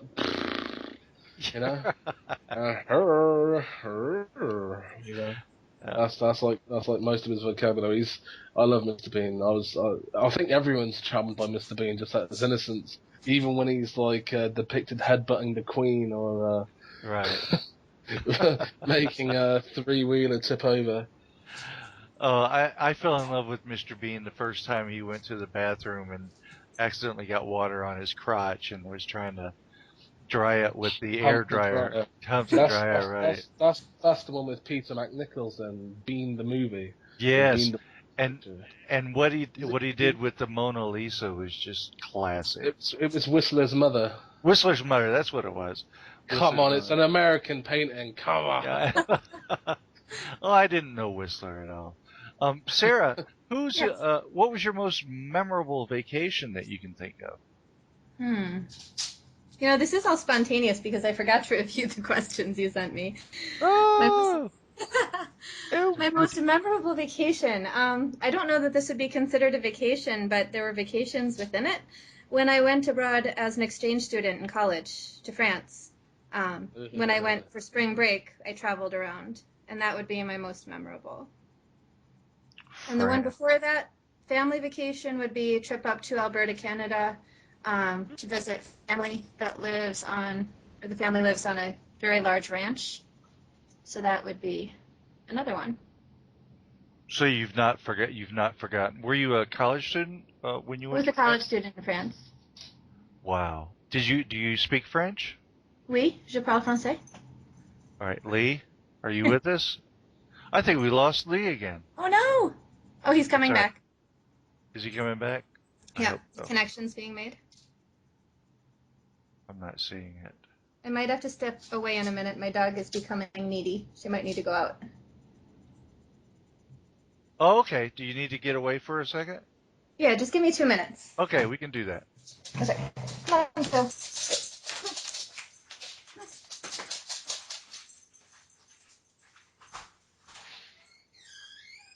Meanwhile, I'm by myself. I love my kitty. My little kitty. I'm back. Oh, you heard me singing to myself. So last, yeah, I heard you sing to a kitty. The last thing I heard was Sarah saying, "My family who live on it," and then it went quiet. I was like, "Oh dear, it's a secret." we lost you for a second there. She said that her her dog is a little needy, which means it was doing the pee-pee dance, so she stepped away for a minute. But you heard about France, right? I heard about France, yeah, and then I heard about her saying that her family who in Alberta live on and then it went quiet. Live on a large farm. And then I asked her if she was a college student in France. She said yes. And I said, "Do you speak French?" And then she said something French. And Yeah, she went, "No." Just went. It was like, okay. She said something like, "You have no idea what I'm talking about," in French. So, and I hear the dog coming back. I wonder what that rattling sound was. That's the dog. That's her I nails thought on the floor. I was going to say, I thought it was blinds, like you're just constantly checking the blinds to see if someone's watching you. That was her claws on the hardwood floor, but now she's up on the couch. So. Okay. She's good. Well. And I said, "Oui, je parle français." Ah. Lee, you know Absolutely. French. You live right next to France, don't you? Yeah, that's how it works. I actually live close to Well, I Scotland. mean, I can speak Canadian. I mean, what the? All I said was, yes, I speak French. Oh, Yeah, I got the Française part. I was like, yeah. the Française part. Merci buckets. Yeah, merci beaucoup. You know? Now, to be My honest with grandma you, used to say Chevrolet Coupe. Chevrolet Toupee. Chevrolet Coupe. Oh, okay. I thought you were My, talking about a ragtop. No, If I she lived spoke in German. Montreal- She didn't speak French. Oh, If I lived in Montreal for 2 years longer, I would have learnt French. Because my sister learnt French, but because she was 5 at the time, and so obviously she was being taught in nursery school as well as learning English. But It's a unfortunately, completely different dialect. I get it's a completely different dialect. I mean, I can't understand them. I went to a wedding that was in French and English, but everyone there was Canadian, French Canadian. Quebecois. Yeah. I couldn't understand them. Yeah. Let's be honest, though. I mean, every language, even in English, yeah, there's sayings from Great Britain, I have to say, in England, that are completely different to that than slang in America. And so I Yes. try and make a point of learning American slang as well as British slang and even some Canadian slang. And I mean, even then, there's different dialects in English. Like in England, England's like the size of one of America's states, and even then, it's completely different from the point of country because there's places in England where people talk like this. And they come up with It's weird different than that, though. I think I liken it to Middle English compared to modern English. I can't understand Middle English. I've heard it, but I can't understand it. And the same went for French. That's Canadian French versus France French. So Well, you had a hard what would time you with say to Shakespeare, Middle huh? English? No, I didn't have a hard time with Shakespeare. I was thinking older English than that. Oh, okay. I also have a degree as an ESL teacher, English as a second language, and it's now called ELL, English language learners or something. They've changed it. So you had trouble with the Venerable Bede. Yes. Yes. Now, see, I'm really good at bad English. I'm really good at bad English. I mean, I can say things that sound vulgar even though they're not, and I'm also good at making things sound really nice even though they're mean. You know, it's really good. It's quite. Well, that's it's French. an incredible That's French. relative language. It's an important no. skill to have. Absolutely. Someone I mean, I once think said one of my that you favourite things to say, one of my favourite compliments, well, it comes across as a compliment in English, is like in Cockney, it's like, hello, Treacle, how you doing? I mean, how innocent does that sound? If someone calls you Treacle, hello, Treacle, how you doing? And you're like, I'm not too bad. And obviously, you can think Treacle's sweet, you know, but in fact, it's like saying, what's up, slut? How's it hanging? You know, because obviously Treacle tart, so it's like, how you Treacle, how you hanging? It's like, what's up, Treacle tart? What's going on, you slag? And it's really not as nice when you like tear it apart or look deeper into it. I would don't know. I probably mean, give the person a sideways glance and say, okay. Yeah. well, you know, it was in America. It's like, hey, Treacle, how are you doing? And they're gonna be like, what's wrong with you? Right, exactly. I couldn't agree with you more. I mean, what I like about the English language as well is just how. I mean, people say that English is the hardest language to understand in the world. It's like, okay. Yeah. But at the same time, have you heard like some of the languages, like, or some of the dialects in like Inuit, where they have like over 50 words for snow? Mm-hmm. And they're like, how insane is that? And I was like, well, no, you get the same sort of thing with different words in the English language, but the English can be even more lazy because they'll have the same word but with different meanings. Exactly. So even though it sounds identical, it's completely different, like witch and witch, and it's annoying. Well, especially English- our slang Once you're words. past You a have certain to, age, you can't, like, once your brain is past a certain development, you can't learn certain sounds. The dendrites aren't there anymore. So we have all these dendrites that we're born with. Those are the connections in the brain. And there's a certain window of opportunity for learning language. There's certain windows of opportunity for learning different things at the best time. And if you pass that window, the dendrites start to die off for certain language sounds. I So went to if you school start with a language couple too late, dendrites. Wow, okay. you're a really depressing teacher. saying that you're saying that you can't teach an old dog new tricks. You can't. Wow, that's a depressing realization. So it's harder. You know, when I was in France, the most difficult class for me was our phonics class because as a French exchange student, I was in classes at the university with other exchange students. So the program I was in, it was a very interesting program, but we were learning French while we were there. We were continuing our French studies, and they had levels from students who'd never had French before, ever, all the way up to those students who were so advanced that they could place directly into regular traditional university courses along with the French students. Right. And so I was somewhere in the middle. And so we were in classes, or I was in classes with students from all over the world who were all learning French, and we were all at about that level. And in the phonics class, it was a half hour, 2 or 3 times a week, where they would just read us lists of words, and we would have to write them down. And there were certain words that they would sound identical to the United States or to the English-speaking students, whereas other words would sound identical to, Chinese-speaking students. Right. Because we couldn't hear certain sounds. We absolutely could not hear the difference. Well, what age is that then? For college? No. I'm for not the for college. dendrites. What starting age is it when to the dendrites start fading? It's when you're learning your first language. So the best time to learn your second language is when you're learning your first language. After that, I believe the window closes, according to my ELL teachers, when you hit adolescence. That window closes. So if you pick up a second language after adolescence, you can learn it to some degree, but you cannot hear every single sound. Wow. Okay. Well, I'd like to test that. From this point on, until the next time we speak, I'm going to focus on learning different languages. I'm going And to start with brain studies. Japanese. This is really interesting, actually. Brain studies have shown that if you learn a second language or a third language before your adolescence, it's stored in the same part of the brain as you store your first language. After that, it's stored in a different part of the brain. And they know that from studying people who had had strokes and the stroke had impacted different parts of their brain. So there are some people... Like memory loss. Right. There are some people where the stroke impacted the part of the brain where their primary language was, and they could no longer speak their primary language, but they still retained languages they had learned after adolescence. Oh, brilliant. So it's like learning on a flash drive, Yeah. or on the D drive or something. Well, I think it's more like, say, in computer speak, it's more your hard drive crashes and you're using everything on your USB backup. Right. That's nerd talk. There you go. Let's do this. Let's get in the nerd speak. Let's go for it.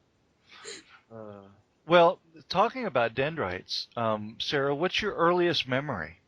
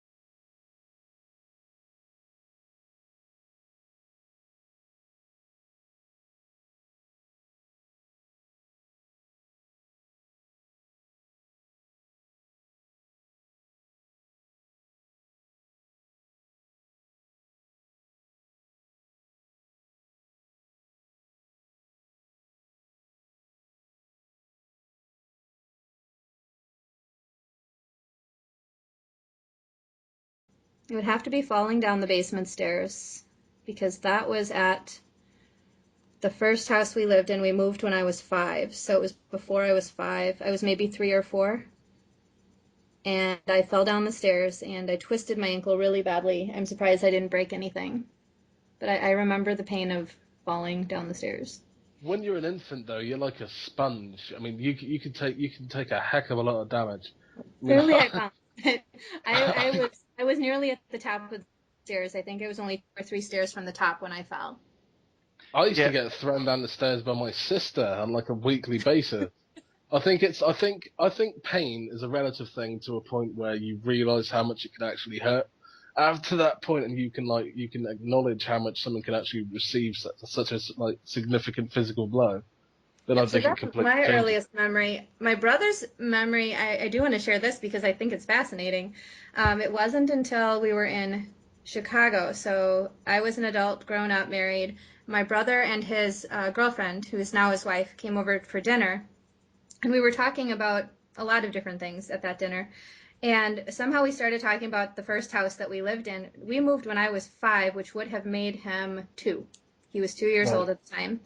And I had just shared something that had happened. I don't remember exactly what I shared. But suddenly he looked up and he said, "Were the carpets in Mom and Dad's room bright orange?" And I said, "Yep, the carpet in their room was orange." And he said, "And the carpet in the living room, it was green." I said, "Yeah, it was." And so he could remember. And then I thought, you know what? You were crawling when we moved. That's what you remember is the floor. Right. So. Well, it's. I mean, obviously, it would probably help that the colours as well. I mean, I find that when it comes to memory, it can help. If you're trying to remember something, if there was like some sort of bizarre thing that was happening at the time, it can really help point it out for you and make it more clear. I mean, like some of the memory exercises they teach you, or like that you can learn in order to better enhance your, I don't know, I guess you could say your cognitive abilities. It's like you make a story in your head about like every day, like if it was a random sequence of numbers or objects, you make a random story in your head, putting the most bizarre pictures you can imagine. Like if it was like bizarre, like I remember the capital of Alabama is Montgomery because for some reason I told myself there was a moose named Montgomery that lived in Alabama. And that worked for me. Exactly, and that's exactly it. And it's like remembering numbers as well, or sequences, telephone numbers, just by like linking stories to your head, or even if you can remember a conversation you've had with yourself. It's bizarre. I mean, the memory is such an incredible thing. I need to start using mnemonic devices more with my passwords and passcodes. Oh, exactly. I know. Well, if anyone figures out my one password, they've got my entire life in their hands. Haven't you guys? Do that. I take them seriously, and if it's supposed to use numbers and symbols, I do that. And if it's supposed to be numbers and letters, I do that, and I mix it all up, and it's something different every time. And then every time I need to go into something, I can't remember my password. What really annoys me, I've forgotten a password for one of my accounts once, and it drove me insane. I mean, I've got like 12 different passwords that I use. Each one's completely different, and I make sure of that just in case, the identity thief's terrifying. But what really annoyed me is I had this account, and on this account I had all these emails, and it really annoyed me because I forgot this password, and it drove me absolutely insane. And so I had to make all these new accounts and everything else, and it's like 3-4 years later, and I was just randomly, I was like walking a dog at the time, and I just froze, and I was like, holy shit, that's the password. So I just ran out, and I was like, and I entered it, and I was like, how the hell, why did that just suddenly like, occur to me now? Exactly. 3 years down the line, it just makes no sense. They're absolutely right. Like, people are absolutely right when they tell you don't use something that's obvious to you. So I don't. Like, none of mine are obvious either. They're completely random, which, again, makes them harder to remember. But, yeah, they are. And it hit home because the students in my class one year hacked into the music teacher's account, like into her email at school. And I knew right away because this huge from the computer area, and I went over to see what happened, and they're like, Corey just broke into, so-and-so's account. And I'm like, oh, great. What just happened? We see, I've got the perfect So I asked them, and they said, oh, we just guessed different words, and she used to live in Houston, so we put in Houston. I'm like, okay, she can't use that one anymore. I've probably changed it even better, like Texas. Right. Well, mine is a Bible verse, so I mean, who's going to? I don't know how many Christian hackers there are in the world, So, and the Bible. More than you realize, I bet. It only takes more than you realize because it only takes one to get into your account. Well, exactly. They'd just be thinking of one that has the most impact. They'd be like, right, let's go for this one. Well, if you were filthy rich, Sarah, how would you spend your typical day? She actually wrote about it on a blog the other day. I did. I wrote about it on my blog. Yeah, because I had to buy it for the lottery. The lottery was up to extraordinary amounts. $550 million. Yeah. So I had Not to track far off. it. Yeah, What? let's be honest though. Is it like with the lottery that you guys get in the US? You don't actually get paid it all in one lump sum, though, do you? No. It's Well, not in my paid state. It's state by state standards. Oh No, yeah, it's what's your simple. address? What? I'm joking. I'm joking. I said, what's your address? Yeah. So yeah, I wouldn't have gotten it all in one lump sum. But let's see, I wouldn't spend it right away, honestly. I would want to wait, and we'd have to think things through and decide how best to use money. All right. What if you're told that I am going to, like, someone comes up to you, like, and they said, right, here's $2 million. You have to spend all of it in 24 hours. Otherwise, Oh, there was a movie made about that, wasn't there? There was. There was. He had to spend it all, or something happened if he didn't spend it all. If he didn't spend it, or if he did spend it all, I think it was called Brewster's Millions. If he did spend it with Richard Pryor, if he did spend it all, he got like he got even 20 more times, about 20 times that much. But I think it was something about you have to spend it and not show anything for it. Yeah, he couldn't keep anything. He had to spend it, and he couldn't like give it all to one charity or anything like that. He had to spend it, but not get anything for himself. Right. But if I had $2 million and I just had to spend it, and do I have to spend it on me? I'm so bad at buying things for me. I'd rather buy things for other people. That's fine. So, what are the rules? Can I buy things for other people? You can buy things for other people, but only people that can hear you with an earshot right now. Okay. Well, the main thing that I definitely want to do would just be pay off my debt. That would be the first thing I'd want to do. That's humdrum and boring, but I'd want to pay off my debt. And then I'd want to set up put some aside for my daughter. Definitely for her. And then I guess get some more reliable, environmentally friendly cars to replace the two that we have. So a couple of Priuses. Would you do anything crazy? Would you like buy a gold-plated, diamond-studded collar for your dog? No, I don't want that, and I don't like metal very much. You don't like metal? I don't like the smell of metal. The smell of metal bothers me. So you're not a big fan of blood? No. Don't like that smell. And if I hold like a handful of pennies or coins, I have to go wash my hands. It gives me a headache. Oh, wow. I'm gonna take blood off your Christmas list. Hang on. Good, thank you. I was gonna get you a bag of O negative. I mean, everyone. See, my parents are both in the medical profession. I did not follow in their footsteps. Never wanted to, other than being a vet. Yeah, I don't want to do it. It's just because you don't like people. So obviously, it's naturally become a teacher. Exactly. Right. Right, and you were going to be a vet until you saw someone shove their arm up. Was it a cow? It was a cow. Yeah. Yeah. And see, now I would have been a vet for life after that. But yeah, exactly. I mean, that's a great hiding place. You're not going to look for stuff in that area.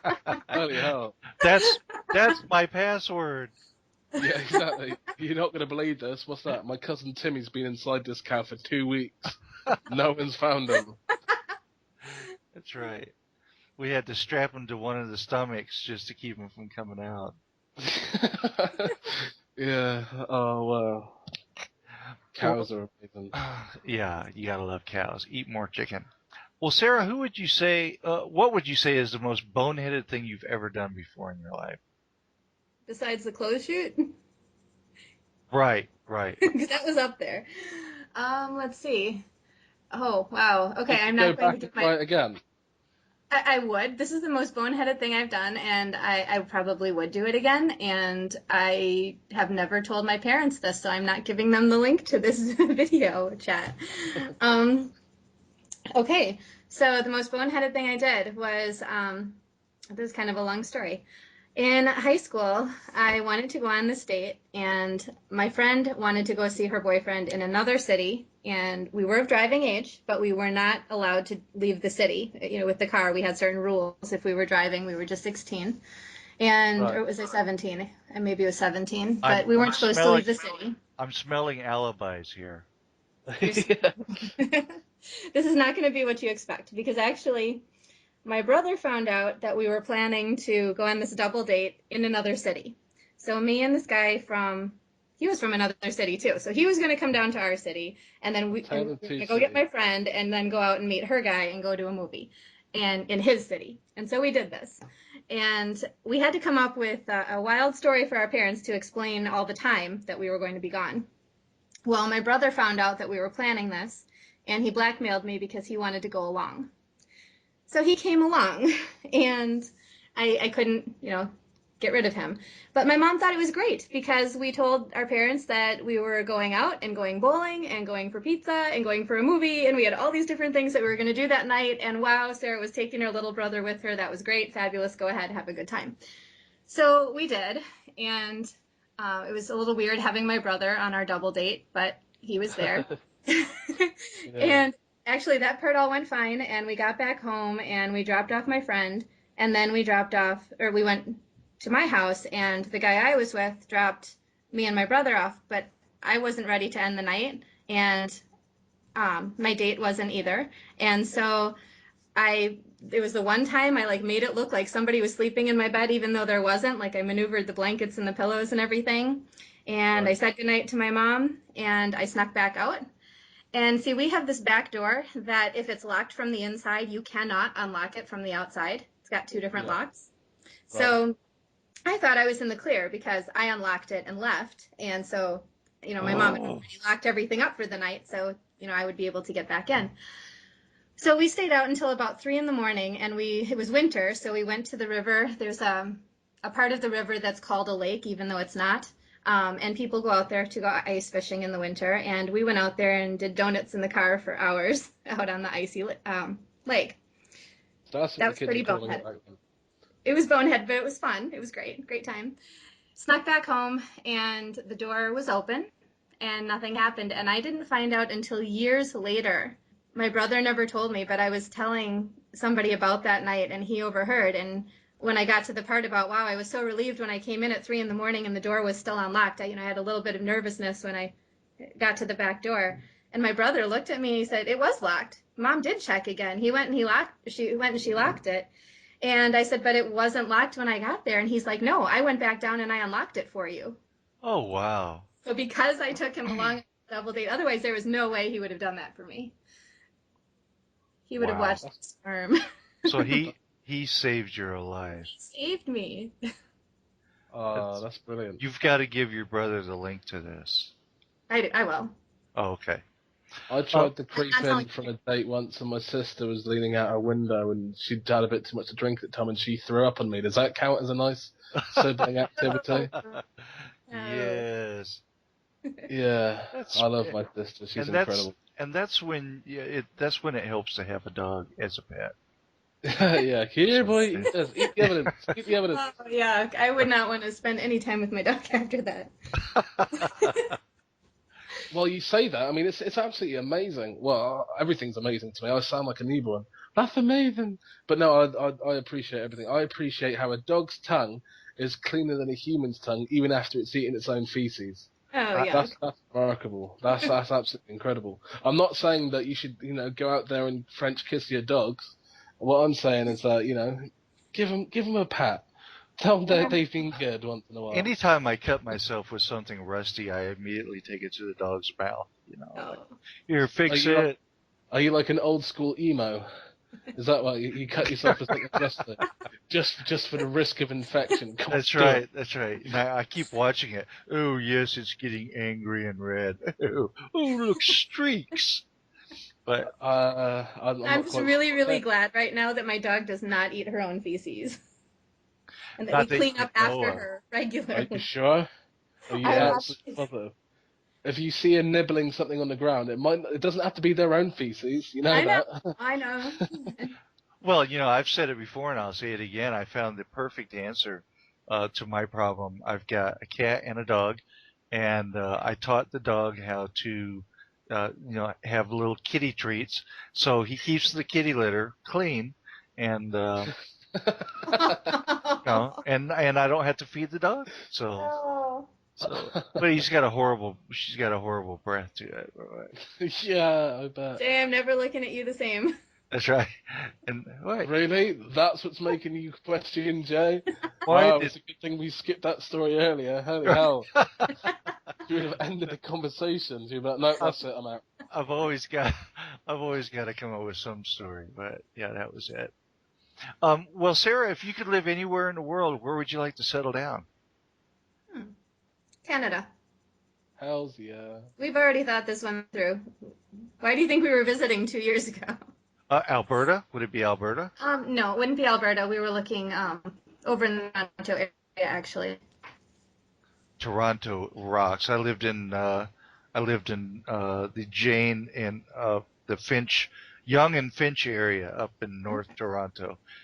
There's a little town to the south of Toronto, right on the lake, called Ajax. Have you ever heard of it? No. It's there's a park there right on the lake, and it's actually cliffs, the cliffs of Ajax, and it's about 100 yards deep, long, and it's just so surreal. It's so awesome. North, if you go north of Toronto, they've got cabin country up there around Barrie, and yeah. We were actually looking at Guelph, but a lot of people wouldn't know that name. It's about an hour west of Toronto. Yeah, actually, is it on the QEW off the Q or the 401? That sounds familiar, so probably. Oh, okay. Is it going toward Detroit? Yes, but Detroit is south from there, isn't it? Okay, so you're on the other side. You're going We up. drove from Wisconsin down through Chicago and then up through Michigan and across the peninsula into Canada, and it was about a 13-hour drive from middle Wisconsin. Okay, all right. It's probably closer to Port Huron, Michigan, than it would be to Detroit.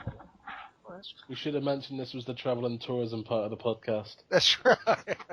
That's right. Oh, have you ever done a Google Maps search from, like, just pick a location in the U.S. and then do a search, like, do driving directions over to some place that has to cross an ocean? Is that where it tells you to swim? 3,000. Sometimes it tells you to swim. Sometimes it tells you to get in your canoe or to get in your kayak. Yeah, I've done that a few times. That's like another weird. I mean, it's amazing how addicted the internet was. I remember back like in 1998 when the internet just started like switching onto broadband, and suddenly internet porn took off, and that's all people did. Now, I mean, you can get distracted just looking at Google Maps. I mean, with the whole Street View thing as well, you're just like, I'm going to drag this person here, and you drop them down, and you're just like, wow. I mean, I do that with places I've been to before, like where I used to live. I even did it a couple of times. Like, it's quite sad, I guess, to say, but there's this company that I want to visit out in Austin, Texas, and I was like, right, well, if I actually flew in to Texas, how would I get there? Like, I wouldn't want to be like on the ground and be like, right, well, these are all new sites. I have no idea where I'm going. So you just like navigate yourself around. I did it before when I went to. I had to go to London for this business meeting, and I was like, right, well, I've never been to London before, and it's a daunting place, and the undergrounds were a frickin' nightmare. But, Wait, have you ever gone and done a virtual tour or taken a virtual tour of a house that's for sale?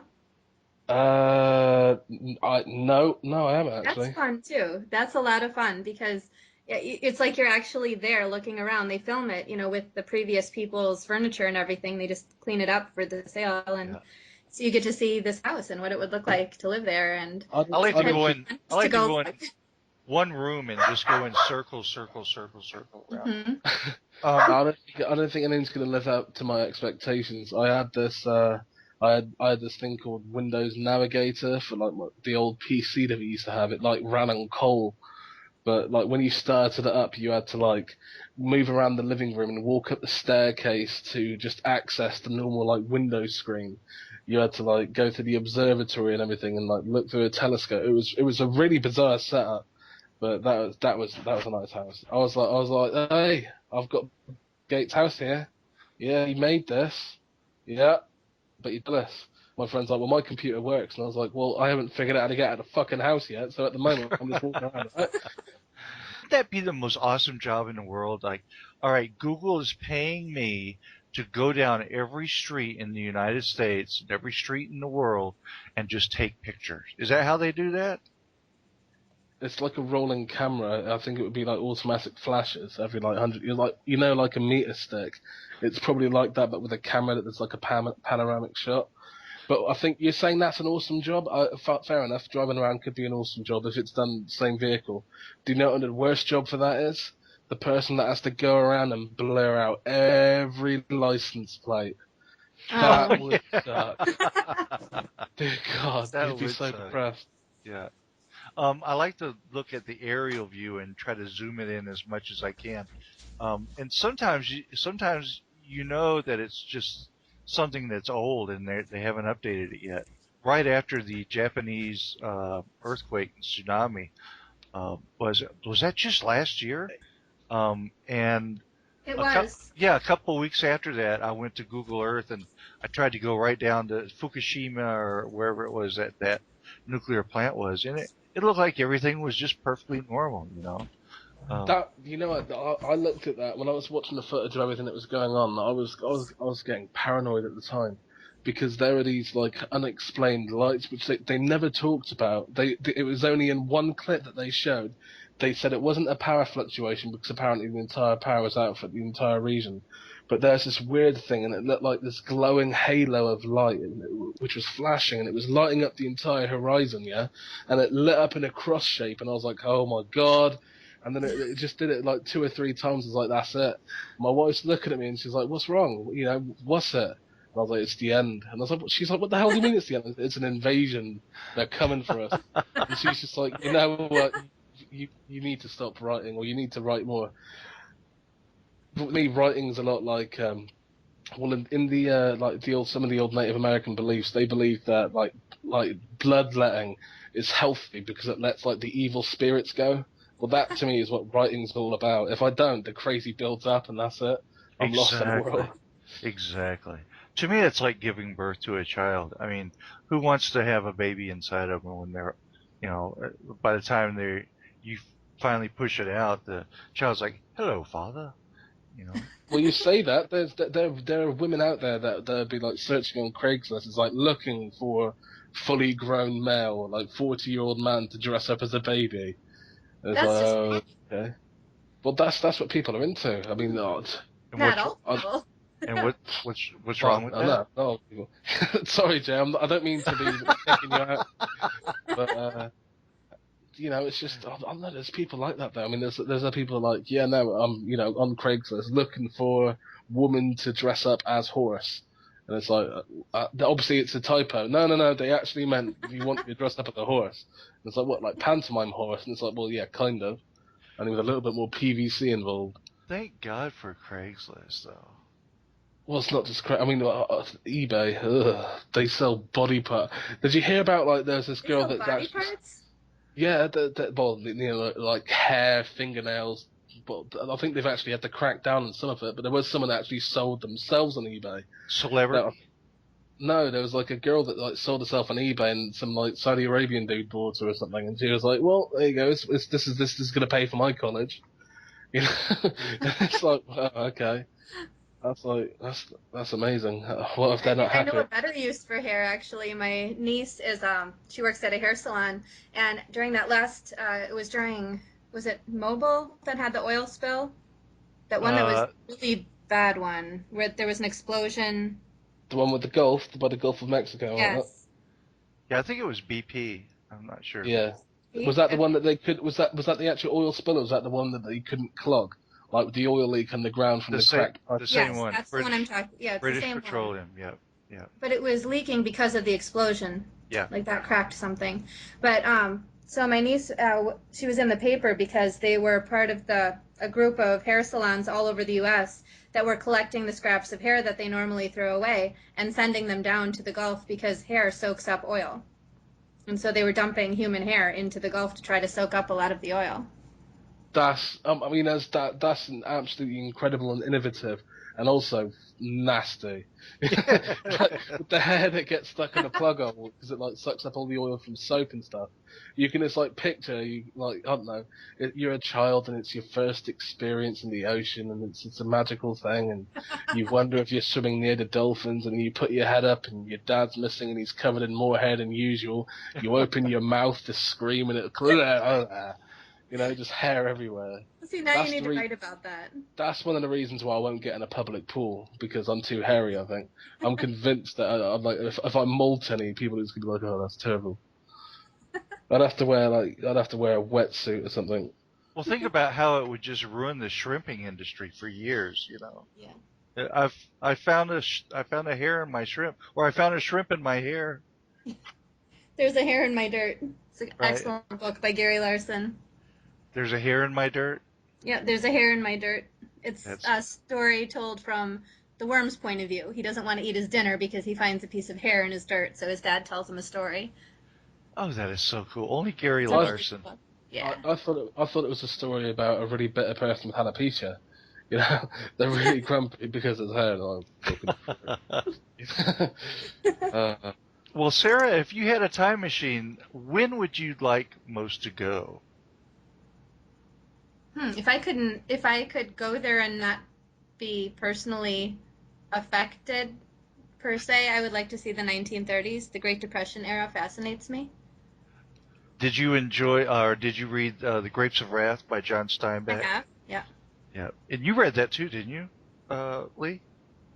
No. No? Oh, okay. I read Of Mice and Men. I've read that too. Yeah, that was great.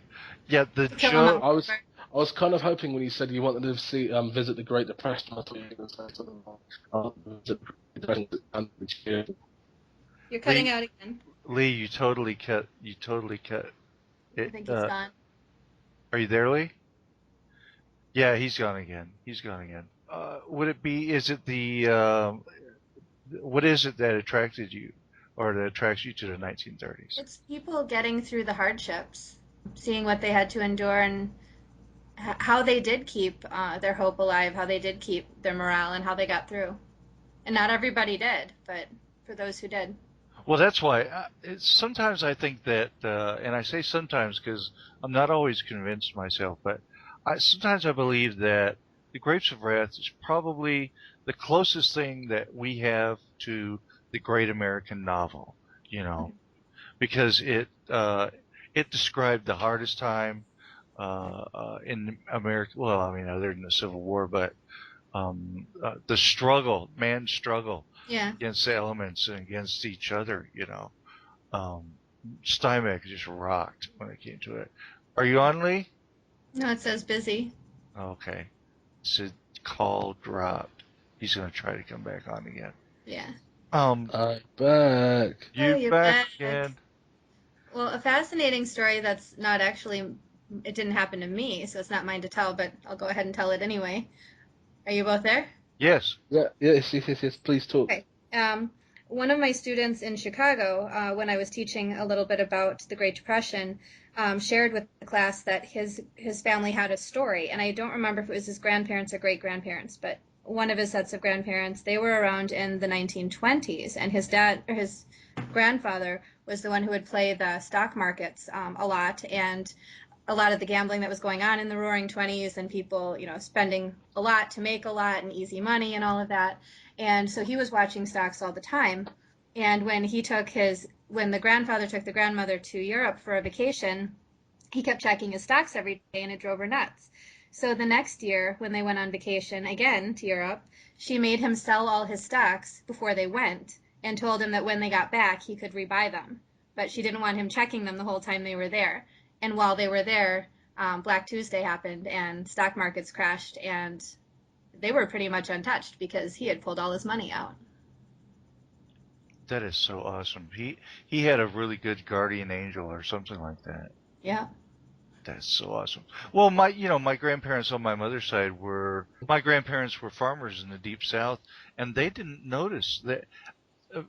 To them, the Great Depression only came home to their consciousness when every once in a while a hobo would come by the back door and beg for food. And that was, I mean, they grew their own food, they killed their own chickens, they had everything. They were self-sufficient, and so they didn't notice anything. It was different. That was part of To Kill a Mockingbird that I really liked. That her father, Atticus, would often be paid with whatever the people had. So they'd pay him with chickens or a bushel of potatoes or whatever they had. Yeah, and I would be happy, if I could find someone that would let me stay rent-free somewhere, and I just have to write a short story a month. I think I could do that. Mm-hmm. But then what if you found somebody that said, okay, well, if you write a short story a month and give it to me, I'll let you stay here, but you have to let me put my name on it. Would you do it? No. No. No? That's easy. That's an easy one, huh? Well, chances are, if somebody said yeah, you'd be on a set of Misery. I choose publishing because I want the rights to my work. Right, exactly. Have you ever, do you guys, I think I've asked you this before, Lee, but Sarah, do you have people sometimes say, oh, you're a writer, what about this for an idea? You should write this story, you should do that, and you should write my story. Do you ever get that? Only once. I don't know. I might look into it at some point. There was a person on Twitter who found me, so I don't know the person at all, other than through Twitter. He saw what I wrote, and he was letting me know through a few different emails. So he contacted me, I would say, 3 times through Twitter, letting me know that there was some scandal that had happened at his university, and that he had a lot of documentation about it and proof of what had happened. And if I was interested, I could write about it. At the time, I was partway through book 2 of my own series, and I told him I just absolutely did not have time to take on another project or to even consider it or look at what he had at the time. But that's the only one. Right. I've never had anything like that. I'm not popular.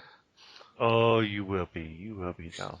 No, Sarah, there's been times where I've thought about writing my mum's life story, because I sound like a proper mummy's boy saying this, but just because she's lived such an interesting life.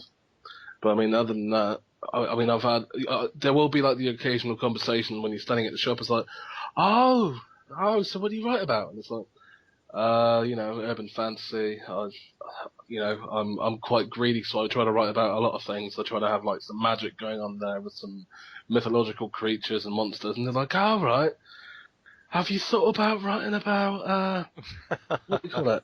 World War II? And it's like, well, I'm pretty sure someone's written about World War II before. Oh, well, what about, what if Hitler's actually a good guy? And I was like, it sounds like you've got an idea for a story. And they're like, yeah, well, why don't you write? No, I can't really write. It's like, well, nor can I. I can barely speak the English language, let alone write it. It was it's more often that people ask me, how did I self-publish? And did it cost very much? And I'll say it right now loudly and clearly, that nobody should ever pay to have somebody else publish your book. Exactly. Either a publishing house is going to pay you, or you can do it yourself for free. And if you need to pay for a certain service, like if you feel you need to pay somebody to edit it, then pay for that service. But you do not have to pay thousands of dollars to somebody to publish your book. Here. I agree. I've got one more hard question and then some easy questions. Then I'm going to have to run because on Sundays dinner hits at a certain time, and if I'm not there, it's gone. The dog gets it. Here's the last hard question I've got. What came first, the chicken or the egg? Oh boy, that is a hard one. They can't both materialize at the same time, can they? No, actually, Lee's got a really good argument for whatever it is. For whatever it is. I'll say the egg. I've got a 50-50 shot, right? Absolutely. I'd say you're correct. And the reason why, plain and simply, Darwinism. Okay. Yep, got it. Darwinism. Mm-hmm. The chicken came from something else that had laid an egg, and then the first chicken emerged out of the egg. I got it. Exactly, Mundo. Has to be. But I want to see who sat on that first egg, though.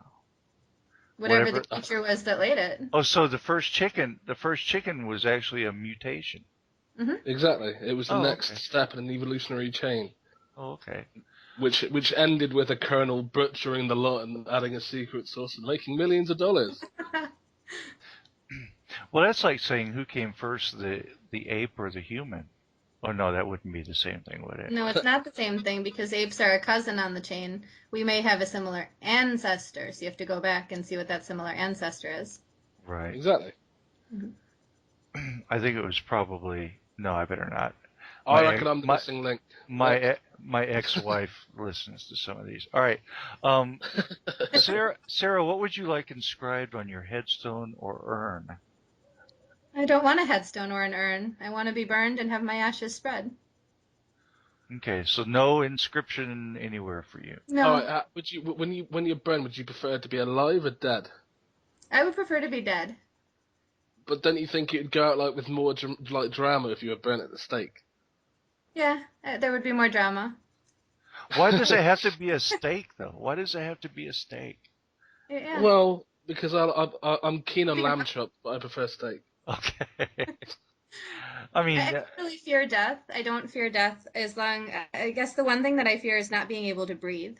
So I wouldn't want to die by suffocation. Other than that, whatever. yeah. Oddly enough, that's quite a popular death we talk about, autoerotic asphyxiation. I don't Exactly. like Almost every podcast we Pretty much, it's constantly on our minds. I think we should seek help. It's almost as often as we talk about that series of movies that and books that about Move. Next question. Next. the girl with the bow and arrow. All right, Sarah, what if anything terrifies you? What if anything terrifies you? Nothing anymore. But it used to be spiders. And I mean, if we're getting all metaphysical and everything, I would have to say that in a past life, I must have died by a spider bite at a certain age, and I've passed that age because my mother noticed that I was frightened of spiders, and it was much worse than just frightened, phobia of spiders when I was about 5. It certainly could have happened before then, but at age 5, I went to kindergarten, and the school was only 2 or 3 houses down the street from our house, so I walked, even as a kindergartner, by myself. And she sent me on my way one day, and I don't remember this, but she said that she sent me to go to school, and I was screaming. And she went out to the front to see why I was screaming, and there was a cobweb up in the corner, and she could not get me to leave the house through the front door because of the cobweb. And she had to let me out through the back door. So that's the first time she noticed it, and I can recall many, many times growing up where I would see a spider, and I could maybe let out one shriek, maybe not even that, and my knees would go all wobbly, and I couldn't even run. I was so scared. And it was in my mid-20s. At one point, I realized that I suddenly wasn't afraid anymore, and I had no idea why, but I saw a spider again at one point, and it fascinated me rather than scaring me. And since then, I've been fascinated by spiders. And now when I see them, I capture them and I let them go outside and put them somewhere they won't get stepped on. And Well, now would be a good time to tell you that you did go through electroshock therapy, and part of that great. therapy was that you would forget the electroshock therapy and your fear of spiders. So well, wonderful. It worked wonders. that's right. You don't remember it, so that's good. Now, see, I've had issues with spiders when I'm sitting underneath like an orchard, and like 100 spiders started raining down on me. That gave me issues for a while. But I mean, I don't really mind them otherwise, you know. I mean, that was a bit, admittedly, as a kid, it would probably been terribly traumatizing. But so, I mean, I've slept my baby since me crying all night, wet the bed 3 times, and crap my pants on me occasionally. But other than that, you know, like a baby. I did that last week. Sort of ties in the most embarrassing. It could have been the most embarrassing. It didn't end up being that way. But there was a time where I was in the shower, or in the bathroom. I had gotten ready for my shower. Fortunately, I still had my clothes on, or my pajamas, whatever I was wearing before I got in the shower was still on. But I turned on the water first, and then I looked up and I saw a spider, and I let out one shriek, and I fell against the counter, and I could not even run. And my brother burst down the door to find out why I was screaming so much and what had happened. So that could have been very embarrassing for a teenage girl.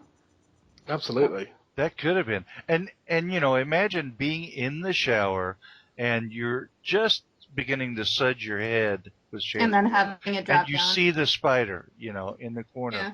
And so you've got to keep your eyes open and they're burning.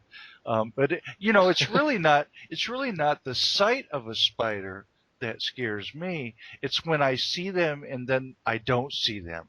That's what freaks me out. And Well, I have, see- when I was in France, there was a spider. I'm not kidding you. It was the size of my hand. It was this big, huge spider that got into my bedroom. Somehow, well, I know how. They don't have screens in France because they don't have mosquitoes. They're so lucky. They don't have mosquitoes. But so somehow it got in from outside, and there was this huge spider in my room. And so I saw it, and I went out, and even then I was 20-something. So I was there when I was in college. And I went and I woke my French dad. I was staying with the family, and he was asleep in front of the TV, but I went and I woke him up and told him that there was a spider in my room. And he's like, "Oh, you're afraid of spiders?" And I said, "Well, no, it's a phobia." And so he came with me into my room, and we couldn't find it. We looked everywhere. We could not find that darn spider. And I had to sleep in the room that night knowing that it was somewhere in there, and I did not know where it was. And it Do you was wanna hear an always... interesting fact? What? What's that? An interesting fact about spiders is that if you ever wake up and you find yourself like you dream of spiders, it means that you should write. Really? That's what it means. I mean, my wife looked at this like dream interpretation thing because she kept on weirding out because sometimes I'd wake up and I'd see a spider in front of me, or she'd wake up and she'd see a spider in front of me or in front of her, and she's terrified of spiders, and so she tried to figure out what it meant. And I said, it's right. It's probably just like a dark, repressed feeling when you were a child. You got attacked or something, and you just want to forget about it, so it's manifesting through your dreams. And she's like, "You're an asshole," and I'm like, "Yeah, I am." But no, apparently it means that there's like some creative urge in you, and that you should explore it and let it out. And so I was like, okay. Well, this one wasn't a dream. This was a live spider. It was freaky. And I know it was live because the next morning after my shower, I went back into my bedroom, closed the door, went to get dressed, and there it was right next to the knob on the door. And I'm like, oh, yeah, I'm stuck in the room. So I stayed far away from it. I got dressed, and somehow I reached over and very, very quickly opened the door without touching the spider, and ran and got my older French sister who was at home. And she came in and got rid of it. She didn't kill it. She took it outside, but it was this huge spider. Oh, I would have I find, yeah, I would have thrown the table at it or something. But I mean, I find that when I'm in close proximity to a spider, I it's not so much of a fear of a spider; it's a fear that the spiders are going to jump at me. I think it's because there was this one time I was in an army barracks, and I must have been in this dorm with like 50 different guys. And I just got out of the shower and I felt something on my shoulder and I was like, ow, ow, ow. And I looked over and there was a spider.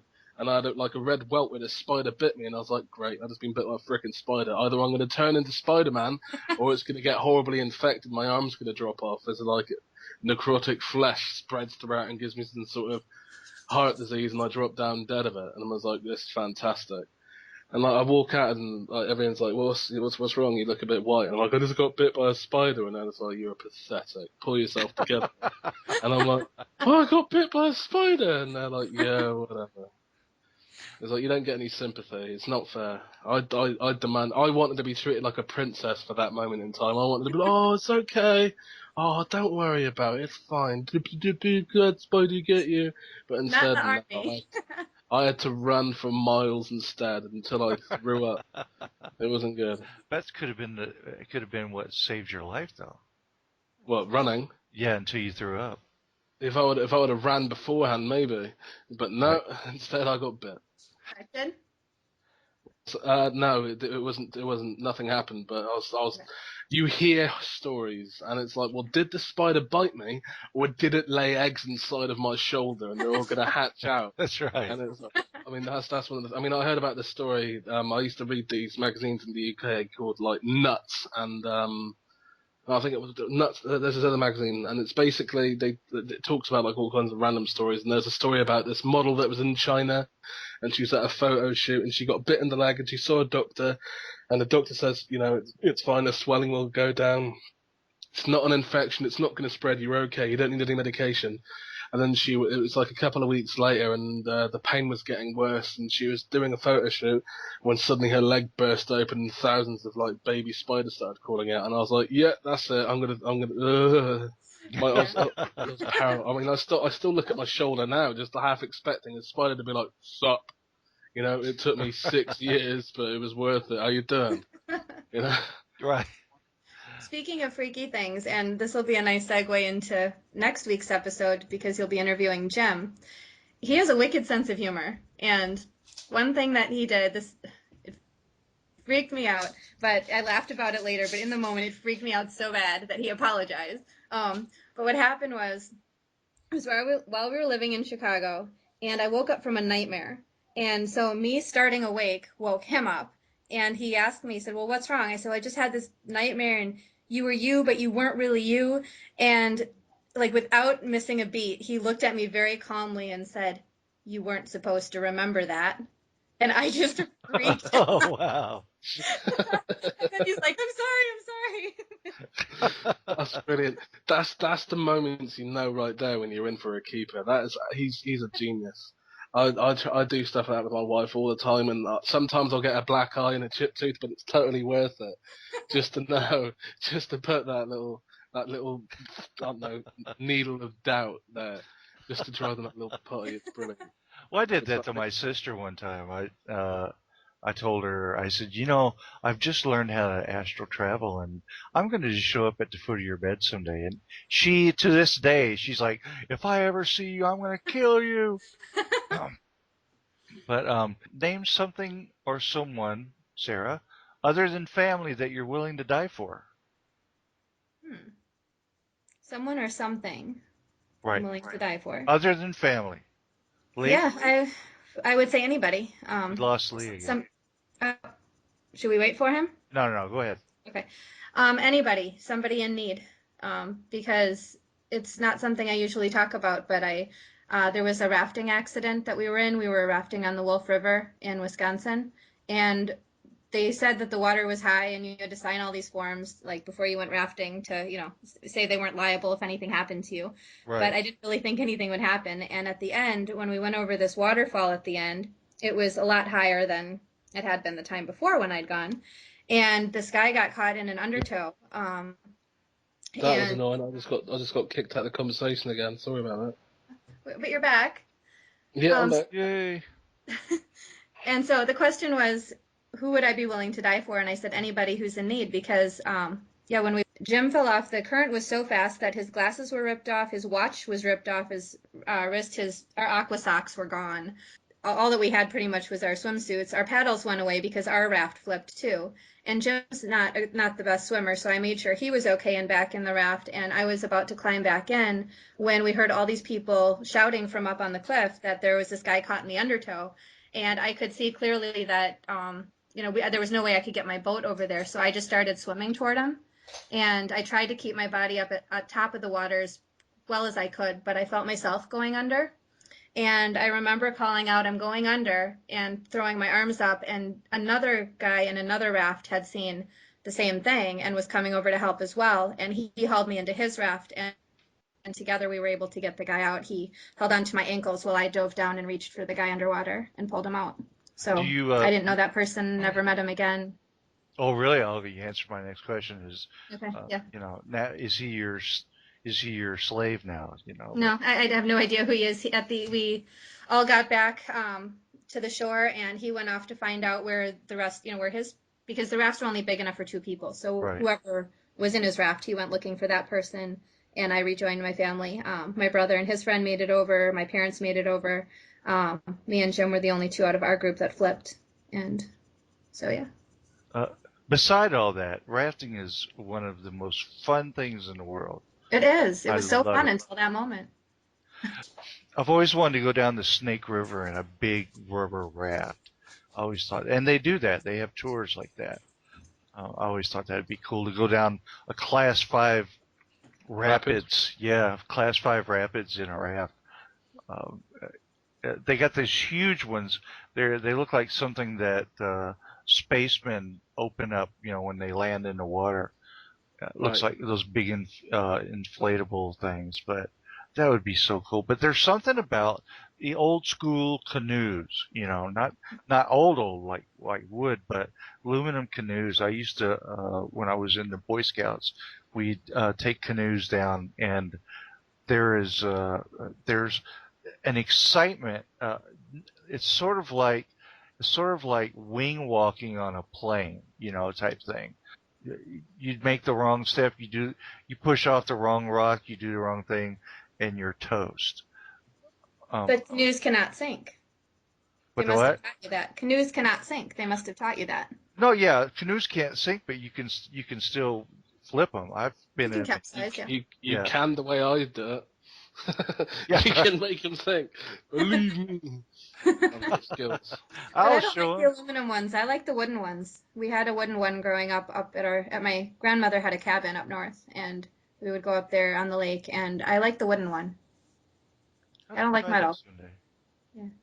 I'm always afraid that a rock's just gonna destroy it. In a river, maybe. I used it on the lake. So. Oh, okay, that's easy. Well, what is your least favorite type of people? People who call my name again and again and again and again, and that happens sometimes, even now. What about like your students? Are they like miss? I mean, that's like the big They thing. call me Sarah. They call me Sarah. In Montessori schools, a lot of times we're more informal than that. But yeah, when I said to my co-teacher at one point, I said, if somebody says my name one more time, I'm going to hate my name. Because one day, everybody was Sarah, Sarah, Sarah, Sarah, and I was like, oh. Sarah, Sarah. Stop. Okay, so listen to this and tell me if this would bother you.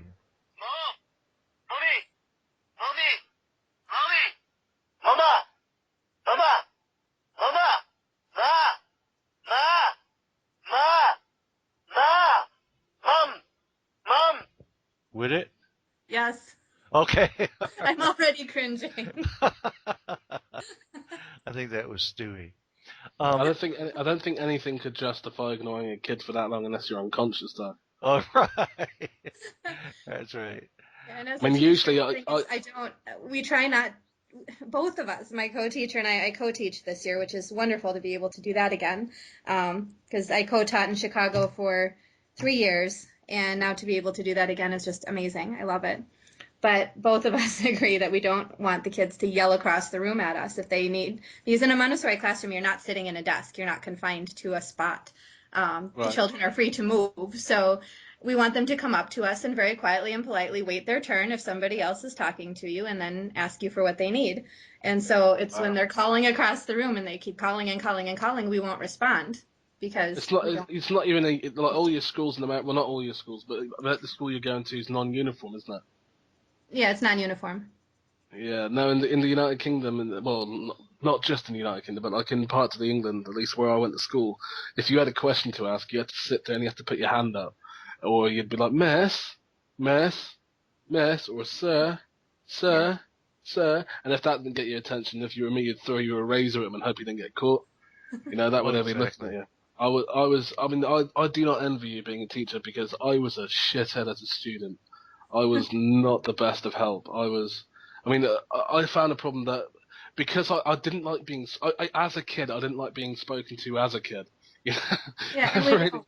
Montessori classrooms are all about teaching the whole child. You're teaching multi-grade. So in Montessori schools, they're usually 3-year grades levels or 3-year grade spans. You teach students based on their ability. So you call, like when I'm teaching a lesson, I'll call anywhere from 2 to 8 students at a time and teach a lesson just to them while the others are working independently. They're taught to manage their time. They're taught to help each other and to cooperate. That's fantastic. I mean, the school that my daughters go to at the moment, it really aggravates me because it seems that they teach with the lowest common denominator. Like my eldest, she's just moved up to middle school now. And she like for the last 2 years she learnt the same subjects twice. I mean, like she learnt them all in like year 3, and then in year 4, I was like, hey sweetheart, I always tell them before they go to school to get on the bus, to learn lots and do great things. And I was like, what did you learn today? And she's like, nothing. I've learned it before. And I'm like, oh, okay, well, let's get home and we'll sort that out. The internet will be your teacher. And you just go through like working out things. But no, I've got a big problem with my daughter's head teacher, where she's like stuck in constant kid handling mode, where she'll even speak to the parents as kids and talk down to them and be incredibly condescending. I can't literally be in the same room as her for more than 5 minutes without either laughing or wanting to take my shoe off and beating her with it. Ooh, And so I'm just like, right, yeah, no, it's not good. Yeah, I guess. You seem to be. I think you're my favourite teacher I've ever spoken to in my life. So congratulations. Thank you. To give you an idea, though, it's like juggling. It really is like juggling. To give you an idea, I introduce spelling words on Monday, and the spelling groups have certain things that they do during the week to prepare for Friday. And a lot of it is once they're taught how to handle the spelling curriculum, it's on their plate. They know how to do it. They know what to do. They're independent. I just introduced the words, but I started with 3 groups at the beginning of the year because I tested the students to see which book they would place into, where they would be. And my co-teacher and I split the students, beyond that to divide the work. And so I had 3 groups at the beginning. I now have 8 because certain students, I get to a lesson and I'm like, okay, well, this is this rule. Let's give you a pretest and see what you know. And some kids know it and some don't. And if they know it, they don't need to repeat it. So they move on. And so I have like all these different groups right now that I'm juggling. But, you meet these kids where they are and you push them ahead at their pace. Yeah. That's awesome. Fantastic. That is. Well, Sarah, what writer, living or dead, would you like to spend an evening with? Neil Gaiman. Ooh, that's a name I haven't heard before. Really? Mel Gaiman? Neil Gaiman. Oh, Neil Gaiman? Yeah. You haven't heard of Neverwhere? American Gods? No. Stardust? No. Stardust was made into a movie. A motion picture with Michelle Pfeiffer. Yes. Neal. How do you spell the last name? Neil. Neil. And then it's Gaiman. Yes, and he also wrote Coraline, which was also made into a movie. Oh, Coraline. I remember Coraline. That is creepy as hell. Stardust is brilliant. It's one of my favorite films. Oh, it's amazing. My favorite novel, though, of his is American Gods. Love it. American Gods. I have not read American Gods. I am going to be looking on Amazon right now. If it's recommended by my favorite teacher, it's my kids are going to like it. There you go. He writes children's stories? No, he writes a wide range. American Gods and Neverwhere for adult audiences. So is Stardust. Let's see. Coraline is upper elementary, middle school level. And he's written 2 called The Day I Swapped My Dad for 2 Goldfish and The Wolves and the Walls, which are both picture books. But I would say those are, even though they're picture books, they're more for upper elementary as well. When was American Gods originally released? Because it says here 10th November 2011, but I'm not sure if that's just a re-release. That is a re-release because I read it before then. I can see another one for 2001, like his first review, I think. Mm-hmm. Okay. And he's a young fella too. I mean, I don't think he's out of his 40s yet. Mm-hmm. Oh, that is so. Yeah, I'm here on his website, and the Sandman Book of Dreams. Yep, that's right. That sounds. He's so versatile. He's such a versatile writer. I would love to pick his brain. That would be awesome. I've got a new favorite writer now to put at the front of my queue. Other than you, Sarah, of course. We've got another. And Lee, I need to pick up your novel because Jay said you have one too. Yes, you won't like it, but it's okay. I'm okay with that. Why wouldn't I like it? Well, no, it's set as a young adult novel. So to be honest with you, I actually got some. I've been hearing from some people that are actually like high school kids that are saying, I really enjoyed the book, and I'm like, well, brilliant. I wanted you to. Yeah, it's a young adult novel. I may enjoy it. I've quite often had a few responses where it's like, oh no, I think there are some really bad reviews for it though, but I'm okay with that. Well, my favorite young adult novels, let me know if it's like any of these, or I guess kids books, kids novels. I like Maniac McGee, love that one. Walk Two Moons, absolutely love that one. Anything by Jerry Spinelli, he's good too. Okay, so like with a lot of your young adult novels, you're not really too keen on the magic side of things, or are you? Or are you? What kind? With magic and fantasy and urban fantasy. That's what it is. That's what it falls into. I'm not as interested in fantasy personally. Okay. So does that mean you're not a big fan of? there are fantasy novels that I like. It's just that's not my preferred genre. My preferred genres are sci-fi and historical fiction. But I can read other. Well, that's fine because there's aspects to my story where I have a good friend who's a physicist, and there's like some of the magical aspects that I put into my book. I wanted them to be like believable, and so I've like discussed him with him in depth to the point where it can I'm trying to make it seem as feasible as possible, because at the same time I want it to be magical. I want it to seem like it could happen, which is why I said it as an urban fantasy, like it could be happening right now. Dun, dun, dun. Okay, yeah, my husband's book is an urban fantasy, and I did enjoy his, and I enjoyed R.K. Riles. She's another independent author who's written about angels and demons and half angels and half demons, and I enjoyed that one. And I enjoyed the Frey saga is about elves, and I enjoyed that one too. So I'm not against fantasy, it's just not my first pick. Right. Usually. Okay, brilliant. And then, of course, there's Jim Butcher, too, so that's a whole nother thing. Have you heard of him before, Sarah? No, I haven't. What does he write? Oh, yeah. Would you call that urban fantasy, Lee? Yeah, kind of, because obviously it's set in a modern setting, but he's a wizard. And Right. it's tremendous. I mean, if you liked Harry Potter and you like the idea of wizards, I like Jim Butcher's better. Yeah, Right. yeah. He's like Well, Harry Potter R-rated, maybe. That's like, I didn't like Hunger Games, and I know, sorry, I love didn't it. like Oh, Hunger no, Games, but sorry. I did like Patrick Ness's work, and it's similar style. Okay, brilliant. Well, if you don't like the Hunger Games, that's good enough for me. Right. Well, And what, it's mostly because I thought she could have done so much better with book 2. With the second book, she just did a repeat of the first one. And I Yeah. almost didn't buy it because of that. But I thought it would have been so much better if she, like, the people running the whole show were pissed at her, right? At the end of book 1, they were so mad at her. right. Why didn't because they put of her... what she did. Right, so why didn't they get back at her by making her the mentor? Because people who've been through the ring and survived are supposed to become mentors. Exactly. And put your sister in. Put Prim in the ring. Yeah, Make but her watch her sister go in. instead they try to turn her into a martyr again, but it didn't happen. It's just Right. I don't know. I mean, it really annoyed me, but I don't know. I'm quite passionate about the Hunger Games in the sense that I hated it. I disliked it intently. It was the whole. I didn't like the character. I didn't like.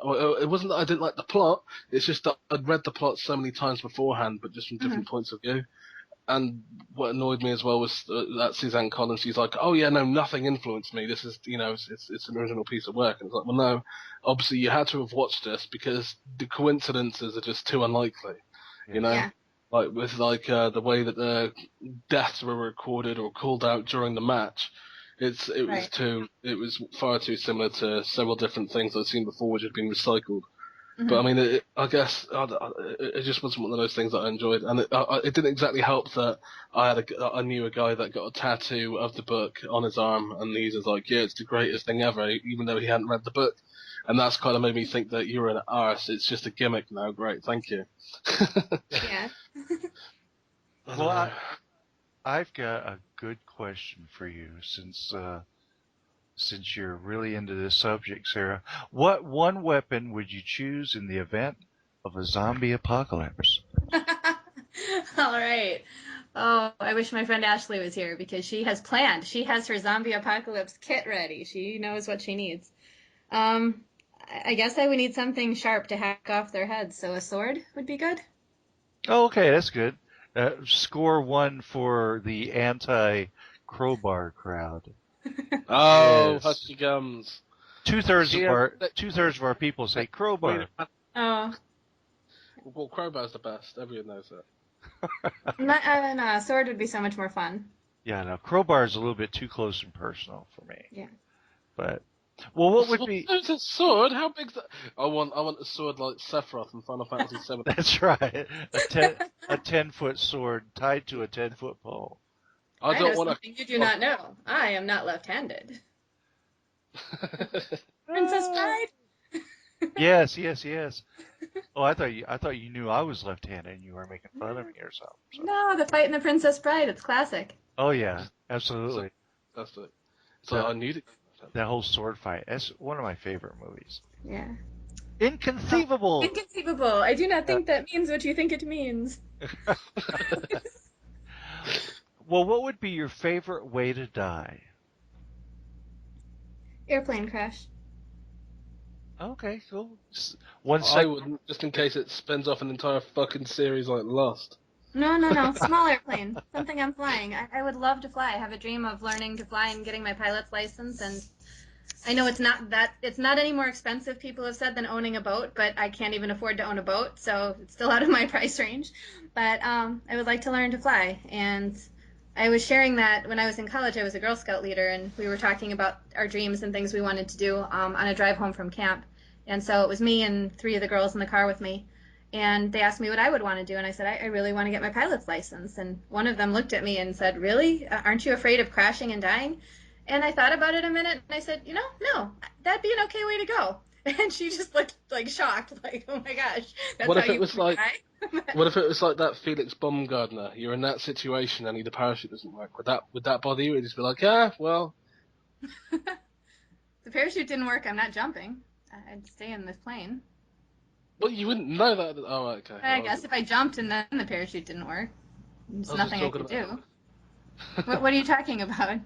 The Felix Baumgartner stratosphere jump where he jumped from outer space. Oh, that guy. I watched that. I watched that while it was happening, and I actually typed to somebody on Facebook who was watching it at the same time. I typed, "Oh my God, we're going to watch somebody die today."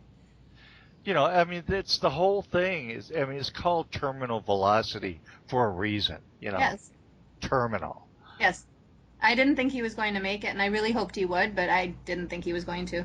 He was tumbling out of control. I mean, you can't pull your parachute when your legs are up over your head, and you know.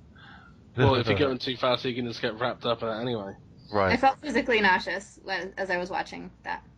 Yeah. Oh, the helmet cam thing. Yeah. Yeah, and I'm not afraid of heights, and it wasn't the spinning or anything. It was I really thought he's not going to make it. I'm watching somebody who has just committed suicide. Wow. Now, would it be suicide if you don't intend on it being suicide? Intend it? I don't know. But it wouldn't be murder, so I guess I thought we were going to watch a guy die. I'll have to add that to my list of questions. I think they call that in that situation. They call that oops. Yeah, oops. Yeah, right. When you fumble something that serious, it's like, yeah, oops. It's like famous last words in the South. That one for the Darwin? Hey, y'all, watch this. That would have been one for the Darwin Award had he not made it. Exactly.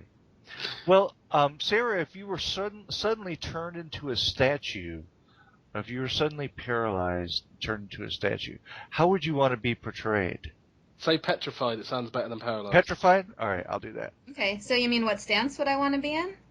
Right. Like a power pose. I'd want to be sitting down, relaxing. Easy chair? Exactly. Like lazy boy, just lean back, beer in hand. Would be great with my legs kicked up. Yeah, that'd be great. Brilliant. So I'd like to get on my hands and knees and just turn into a coffee table. That'd be cool.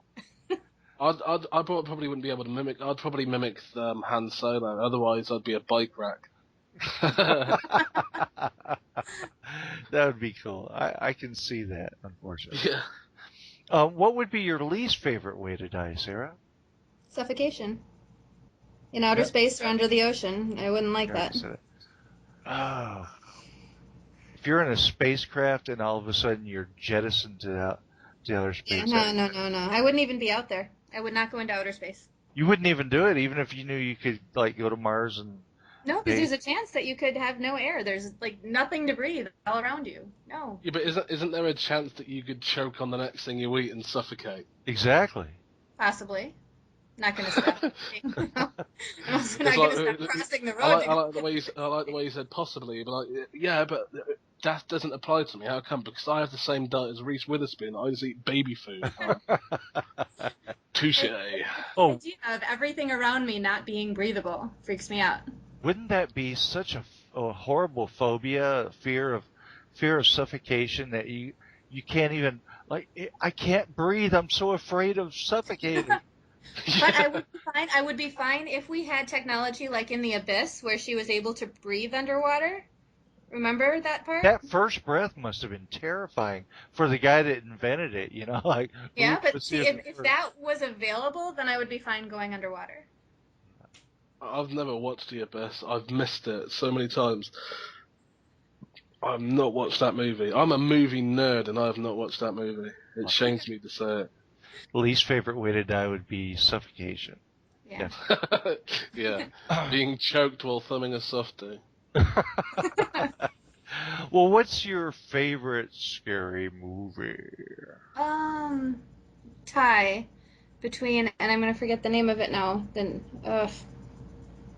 okay, I can picture it. It had Nicole Kidman in it, and the kids who couldn't go out in the lights. The Others. The Others, yes. It was a tie between The Others and, oh gosh, now I just lost the other one that I was thinking of. Who's in it?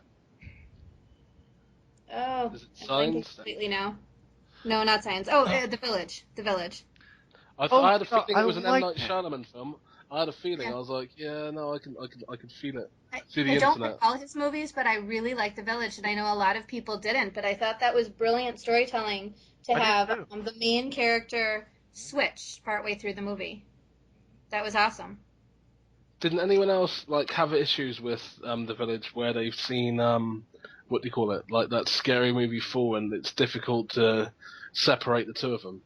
Because I have scenes of like random people running into walls and stuff in my head now.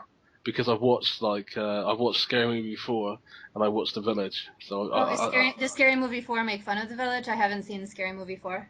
yeah, I think it was Scary Movie 4 or Scary Movie 3, and like Leslie Nielsen's there as well, and he turns into the Hulk.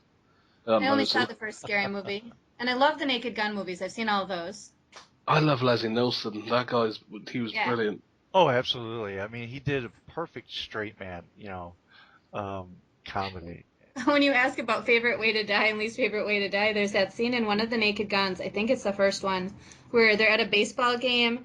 It's at the very end, and a character like falls off the railing, crashes to the ground, is clearly dead, and then like a steamroller goes over him, and then a marching band goes over him, and then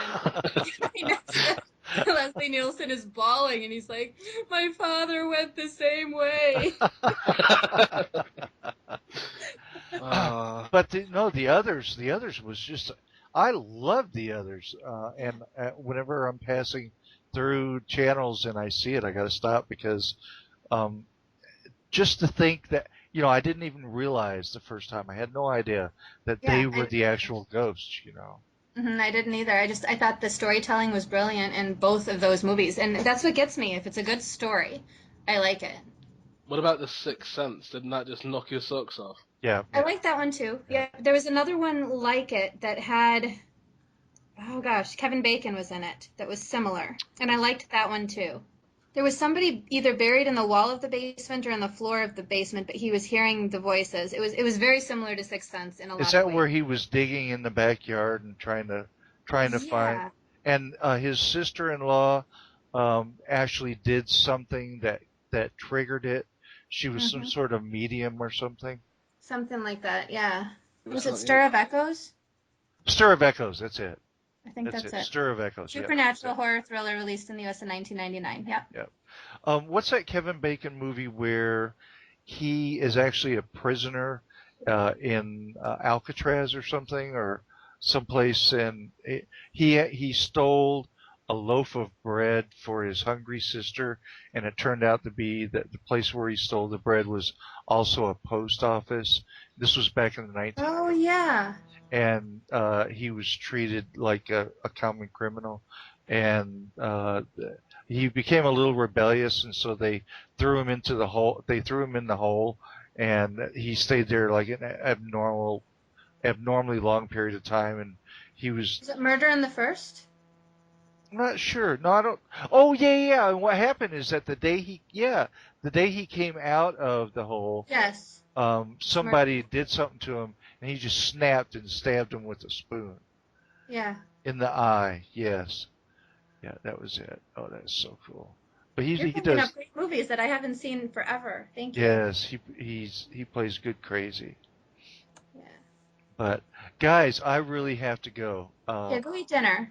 I'm going to eat dinner. It's been such fun, but that's only after I read Price of a Bounty, Canvas Skies, is that number 2? Yes, it is.